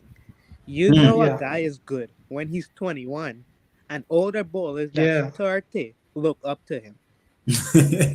You think that is the thing, Sachin? You know a guy is extremely good and a rare talent when he's bowling that quickly and he's that accurate at age 20, 21. Generally speaking, bowlers bowling that fast at that young age, they are usually over the place. He has very good control and he moves the ball pretty Very well good. Yeah. at that And age. there is an interesting thing about Shaheen Afridi. He doesn't come from a setup. He doesn't come from a domestic setup. He comes from a Mm. franchise cricket. Yeah, that's the interesting thing. He has never been played for the Pakistan domestic setups Set like up. domestic teams. Yeah, he came from an outsider. But Shivam, there is a youngster that played in the IPL the other day for India. There's a youngster pacer that played for India in the IPL. He's from India. Was bowling extremely quick, and I heard that they were going to He give him plays a for personal Sunrisers coach. Hyderabad. This is Umran Malik. Umran Malik. Umran Malik. Umran Malik. Very quick. Yeah. what is happening with that youngster? I heard that they were planning to give him to assign a personal coach to him. What is the situation with that guy? No, He he's was doing playing in good. He England has, and he got smashed. yeah, he got Quick. smashed. Yeah. I'll say this with Umran. Yeah. He's young, he's quick, but he lacks control. If Mm. he can Absolutely. has Yes. if he can has the variation say that a Bumrah have, he could go on to be world class with You that see, pace Absolutely. and Yes. everything. I don't And know I if I'm want to, wrong.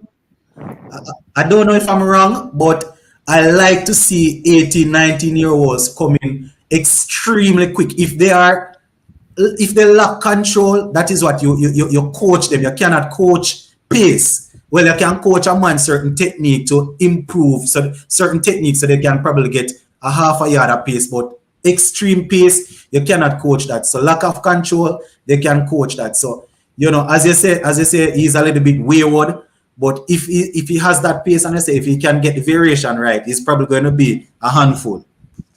the best thing is I want this 150 kilometer per hour bowlers in Test cricket. Because in Yeah, T20 you can use this pace and you can hit them by your mind by four sixes and fine. But in yeah. a Test Yes. cricket, Yes. those That's the bowlers are problem. pretty much asset for a team. Yeah, they can. Is it Yeah, they can easily pick up a good batsman like a Joe Root or like a Virat Kohli. They can easily get them out with the pace. If is they that the reason why we don't see a lot of persons hunting down for Henrik Nakia when it comes on to T20 cricket?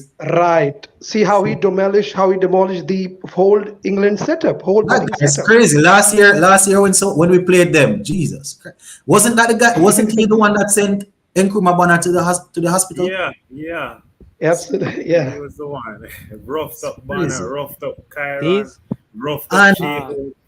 it doesn't And even I seem want he's bowling quickly. He's just treading in, but he generates a lot of pace. yep, It's pretty I good. Lockie want West Ferguson. Indies to use Fer- Odean Smith in Test cricket because he bowls very fast. I've seen him. He bowls like 145, 148 Yeah, average, Yeah, but his but he has to control work. is not.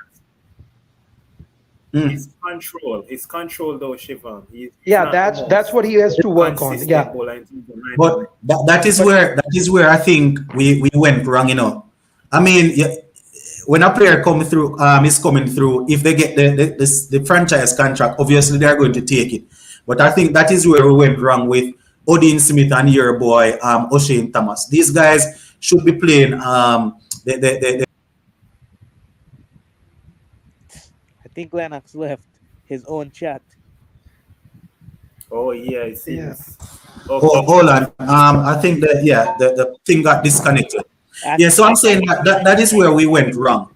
That is where we went wrong when we didn't channel yes, Odean Smith and O'Shane Thomas into domestic cricket. That is where they would have learned to bowl. They have the pace, but they would right. learn to Abs- they would have developed the control. I mean, the that domestic batsmen wouldn't be able to handle them, to face them, but at least they would be learning how to hit that line and that lane consistently. So, you know, talking about we O'Shane keep on Thomas. that making is mistakes. Renata, I got a question for you. Has O'Shane Thomas been on a KFC and Diet Coke diet? My guy came back and he does not look like he lost any weight at all. I don't know.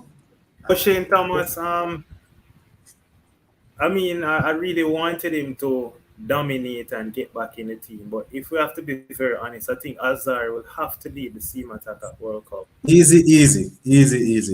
Yeah, O'Shane hasn't done enough to get yeah, back anywhere get back. close Yeah. to Is here. Sheldon Cottrell walking back in if he's fit? No, Cutcher not No, walking back. Obed is mm-mm. the left armer to go. You see, Yeah. the problem with the The thing with O'Shane Thomas, the first time I saw this guy, I was at Sabina Park. I would have told you guys this story before, and you know, he was quick. He Chris was Gale story, yes, we into remember some that. trouble. You know, he had Gale all over the place, and I was like, man, this guy is good. And then, you know, it's really sad.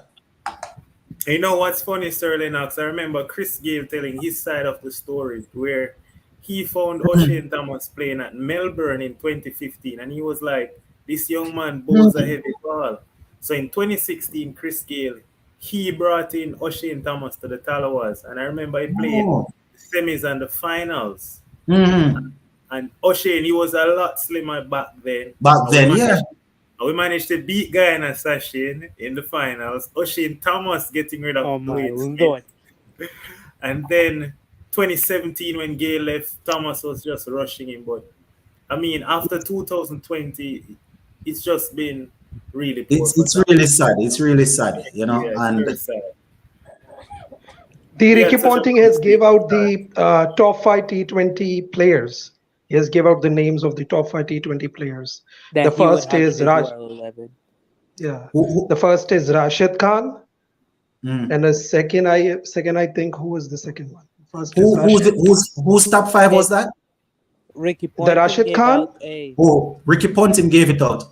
yeah Yeah, top gave it five out for of five. his World 11, Mhm.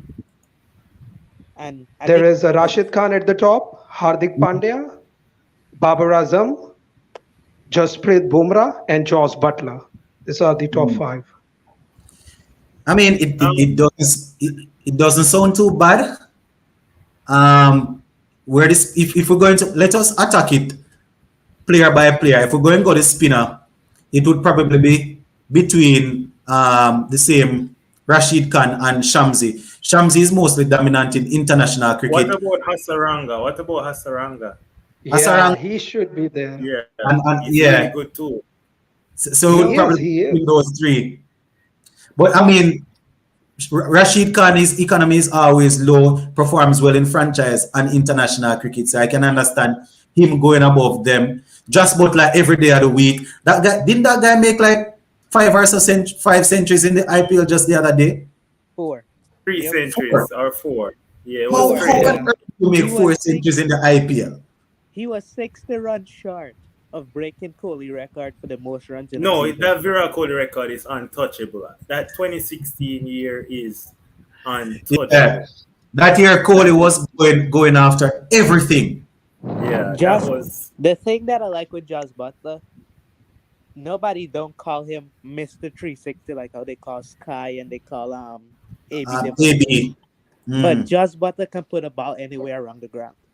Yeah. Let me So tell you, the Jaws mm, Butler is a face of a T20 batsman should be for all the cricket fans or all the cricket franchise or all the cricket nation. He is a complete ideal to see how the T20 batsman should look like or how he has to play innings.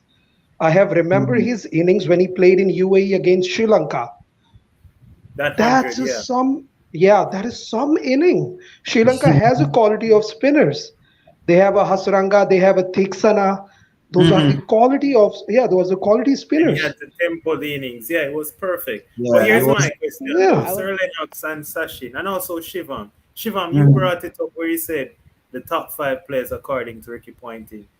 The No, first last year is Ricky Rashid Ponting. Khan. Yeah, no, no. Here's my question though. Last year when Ponting gave some of his favorite players as well, and I'm saying Australia won the T20 World Cup. None of their players are in the top 10. mhm, Um, Absolutely. when you look at sometimes series, right? Teams going head to head, you probably see mhm. a Hmm. team have four players in the top 10 and the other team win. At the end of the day, it's a team that come together and play the better cricket. So I'm not a fan of us looking at who's the best striker of Yes. the ball, who is Mhm. the at the end of the day, it's a team coming together and trying to win the tournament. That's what we need to focus on. And I You think know, No, West Ricky Ponting is right. He has named the top five players who can change a game by yeah, themselves. yeah, I yeah. That is right. I was Yeah. and in I And the think last World I Cup. In the think last he World was Cup, asked in the I think last he World was Cup, I asked was absolutely sure that either India or Pakistan would have won the World Cup. yep.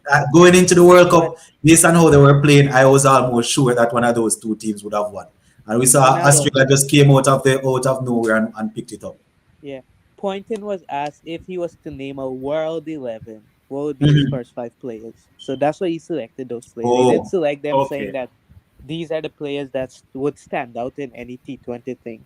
And to that Josh Butler topic that you guys were on, I know it's against Netherlands, but it gotta take some sort of power hitting and talent for you to come out and score 150 runs with only 18 overs remaining. Yeah, it Just Butler is incredible. Just Butler is he incredible. is. We can't Yeah, he's deny my that. absolutely. But I have been seeing some weakness in Butler though. I don't know if you watch him closely against leg spin. In when he was playing against Rajasthan, no, Rajasthan was playing against which team Gujarat. Rashid Khan plays Gujarat for? Titans, yeah. Gujarat, Gujarat Gujarat. Titans. mm. And Butler was somehow struggling. So I've seen Wasn't he just going through a little phase there? against Yeah, no that against leg ending part spin, he I was was he tends struggling. to struggling. struggle. He tends to struggle. Mm. You So I know, think that another it's fact with something that Rashid teams should Khan, try against him a lot more. Hmm. another another fact with Rashid Khan, he played against Hetmai so much, but Hetmai averages 40 against him and he never got Hetmai out.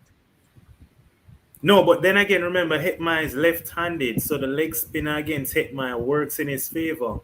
So you have to also look at that matchup. I think I was, it was Harsha Bogle from India. I was listening to something he was talking and he was talking about it. I was like, Hetmai that hasn't got out to Rashid. I think that's a joke.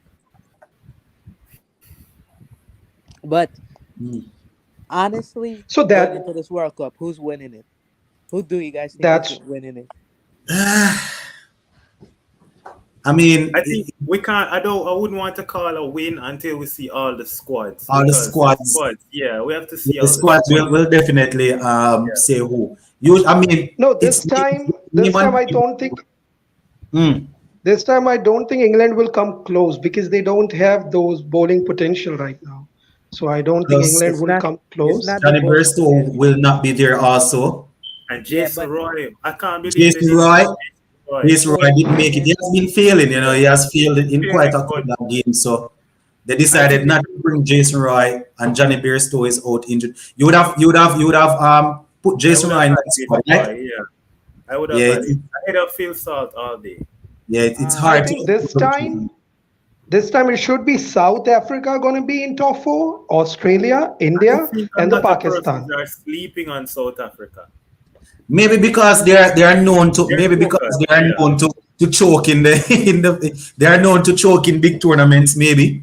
No, no, I don't think you have seen that UAE match of South Africa versus England, where the Mm. Dussin and the Makram, these two guys has made like 190 against England bowling, where the yeah. England have all the good players. Yeah, They are pretty good and honestly, have good players, but what I'm saying, maybe why most persons are overlooking South Africa is because they are known to choke with even good players.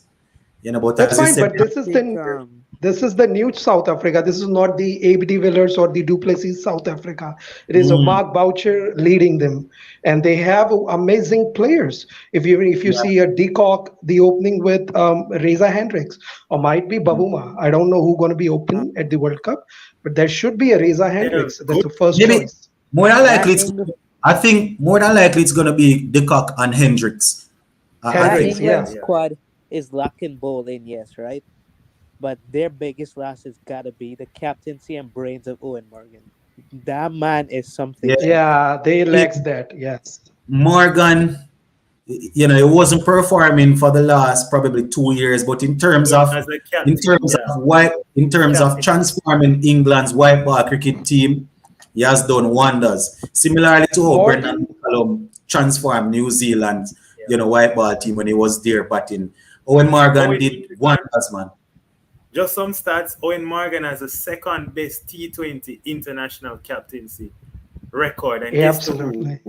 Darren Who, Sammy. who Dhoni. was the Not number Eddie. one? The great man, Darren Sammy. Darren Sammy is the number one international T20 captain in terms of win percentage for captains over 50 games. You can check it out, Shiva. It is true. MS Dhoni is in third. Mm. I know Darren Sammy, yes. No, I was gonna say Dhoni. I thought it was gonna be Captain Cool, Mm. but when This is the problem of media, na? The media has praises Dhoni so much that everybody thinks that he gonna be number one in all the formats, whether it's T20. Yeah, that's the problem of world media. wait, I gotta The answer I this stats are mean, question different. from Supernova. Supernova is not even a question. It's Ashley Nurse. what question? The big Man said, big "Who's better, question is Ashley Nurse or Murley?" No, it's It's a joke. obviously It's a Ashley prank. Nurse. no. Yeah, The better is Chris Gale. Chris Gale is the best spinner of all time. exactly. Merle, Shane Warne, Kumle, all of these guys don't come close to Chris Gale. Yes, You guys yes, saw that? You guys saw that interview by Chris Gale the other yes, day? yes, yes, yes. Very good comedian right there. All right. Javid said Westin is going to win at least 2 to 3 games in that World Cup. Oh, the one thing, Lennox, the one another thing thing. I Sorry, Hmm. I'm Shivam, but why is it when Power plays for Jamaica, my guy is all open and talks and sets his feel and do all of that, but when he's with West Indies, he doesn't help Puran and he hardly talks. I That mean, is when he true. That plays for West Indies, he's always standing at mid on. So I guess he's always talking to the bowler. I think probably maybe that is his role to talk to the bowler. I always want a senior player to talk to the bowler. If you look, he's always in and around mid on region there talking with the bowler. But you're talking in terms of setting the field and all of that. exactly. Yeah. Why is he not Hmm. giving assistance as a I'm vice captain. So I'm Because not sure. when you I'm not look at sure. Hope, I looked at a couple ODI games. Every Mm-hmm. bowling change, every change that Puran made, or fielding change that Puran made, Hope always chips in, and Mm-hmm. Puran makes Hope make change the field from where he stands behind the wicket. That's a good question. That's a good question. And I if Puran magically injures himself or takes rest, will Powell take up the captaincy or will he bail from captaincy? no, I, Paul will get the I, captaincy. I doubt he's one of those guys that will back away. Remember, he would have captain West Indies before, so it's not like Against New Zealand, a he did Shea in Hope. the third T20. He did. Yes, so it's not like Shea Hope where he has never captained. Well, I don't remember him captaining at the franchise level, regional level. So once Pollard wasn't available, Pooran stepped in. Ravman has the experience both at West Indies and the Talawas level. So I think he would step in. But we're going to be closing off pretty soon now, guys. So we're gonna go ahead and there let you guys get your final comments in. So Shivam, we're gonna ask you to give us your final alongside Ronaldo. We have been going at it for over 3 hours and 10 minutes. We're going to see if we can probably wrap it up. So let us the hear what you have to say before we close off, Shivam. right. I have a one problem with West Indies team. How they can take these teams, the smaller teams, the tier B teams so lightly, like Sri Lanka, Bangladesh, Afghanistan. The West Indies doesn't need to have those problems by tackling those teams. They can Mhm. beat them easily. Shifam, you They put in always get stuck. Afghanistan is not a small I team. No, I I in front of Yes. do we have in fr- mhm. Yes, West Shivam. Indies has such a great hitting powers that they can hit those teams out of a park any day, any given day. They can do that.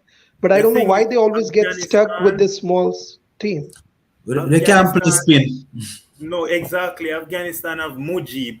We're sleeping on That's Mujib and it. we're sleeping They on have That's what Mujib, I'm talking about. they have Rashid The Khan, they power. have Navim. Doesn't Navim Nabi. play for Yeah, that team? they have And they Nabi? have No, they have three the quality power. spinners. We can't Yeah, play that's fine. The Afghanistan. quality speeding is not the problem. You didn't following the Asia Cup how the Sri Lanka is tackling the Afghanistan. They were chasing 189 80, runs yeah. easily, easily But without again, even remember bothering these are about all the spinning. Asian teams. These are all Asian teams. They play Yeah, these spin teams No, no, are Asian. No, against no. The Asian team is not the question. They were losing the wickets. They were losing a wickets against the spinners. But what they're doing is they're keeping up the momentum of making a runs. If the players is coming in, he's hitting like 10 to 20 runs and then he's getting out. It's fine. But they are keeping up the momentum of chasing 180. That's what I'm because saying. they It's can it's battle not long the enough. They can play well enough against the spin to do that. That's fine. The spin is not the problem. The Mm. problem is you have to keep up those momentum. If a opener Mhm. comes in, he has to make like 20 to 30 runs. If he gets out, that's fine. The other guy has to make it. So that's how you can build up the innings and you can take it to 180 or 190 runs. So I don't see the spinning is the problem. The problem is I don't know what they do. I don't know what's the problem with West Indies. Why they Problem is give your a technique soft cannot bat. so yeah. yeah, these Yeah, they guys take play this muscle team so cricket. lightly. Like They Mhm. play Bangladesh, muscle Sri cricket. Lanka, they are not even a team of worthy to take them lightly. You just have to come and take them off. That's what you do. All right. All right, Shivam. Yes. What say you, Ronaldo?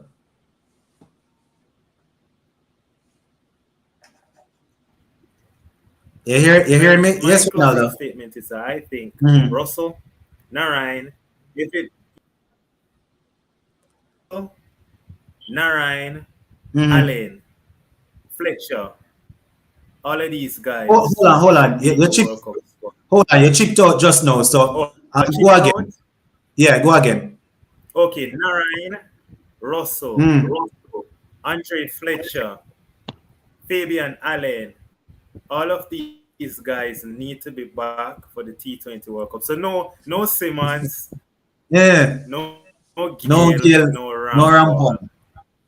All All right, I right, hear but if we're being honest, yeah, yes, those but guys are here. Mhm. Allen, Russell, Narayan, Fletcher, Evan Lewis, they need to be in the squad. Now, Mayers and King, they've done enough to show that they should be the number one opening pair. Brandon King right now is a leading run scorer in CPL. Kyle Mayers has shown that we need him at the top. But at the end of the day, we still need Russell, we still need Narayan, we still need Allen. And even if Evan Lewis is not going to start as the number one opener, he should be the next in line, in the squad at least. So Mayers and King, of course, they've done enough. We can agree that they've done enough to say nobody can take their spot. But you can't be telling me that a Brooks and a Devon Thomas and others are ahead of a Evan Lewis. You cannot tell me that. So I think that those guys should be in the squad. But that's my closing statement. All right, Ronaldo, well said as usual. So we're about to leave it right here, guys. Over 3 hours and 15 minutes. It was good talking to you. We had a couple of persons on. Shivam is saying that he got cut off. Not sure what's going on with his thing, but it was definitely good speaking with you, Shivam. You know, you're always welcome to the platform. Sachin Sheldon was on earlier, as we see Ronaldo. And who else was on? I think Mario was on for a little bit. For the other guys that were trying to get on and didn't get a chance, I'm so sorry about that. I see Marlon trying to come on, but we're actually closing now, Marlon. Yeah, we're actually closing. So then you're going to have to catch us on the next one. But for all those who were on, you know, I want to say thank you guys for coming out over 3 hours. It was good talking some cricket with you guys. The CPL continues when? Tomorrow or Wednesday? Wednesday continues Wednesday, so we're definitely going to be trying to see if we can do some more videos on that. So that is basically it, guys. Just stay safe, enjoy the night, and I'll see you guys pretty soon. All right, thanks again, everyone. All right.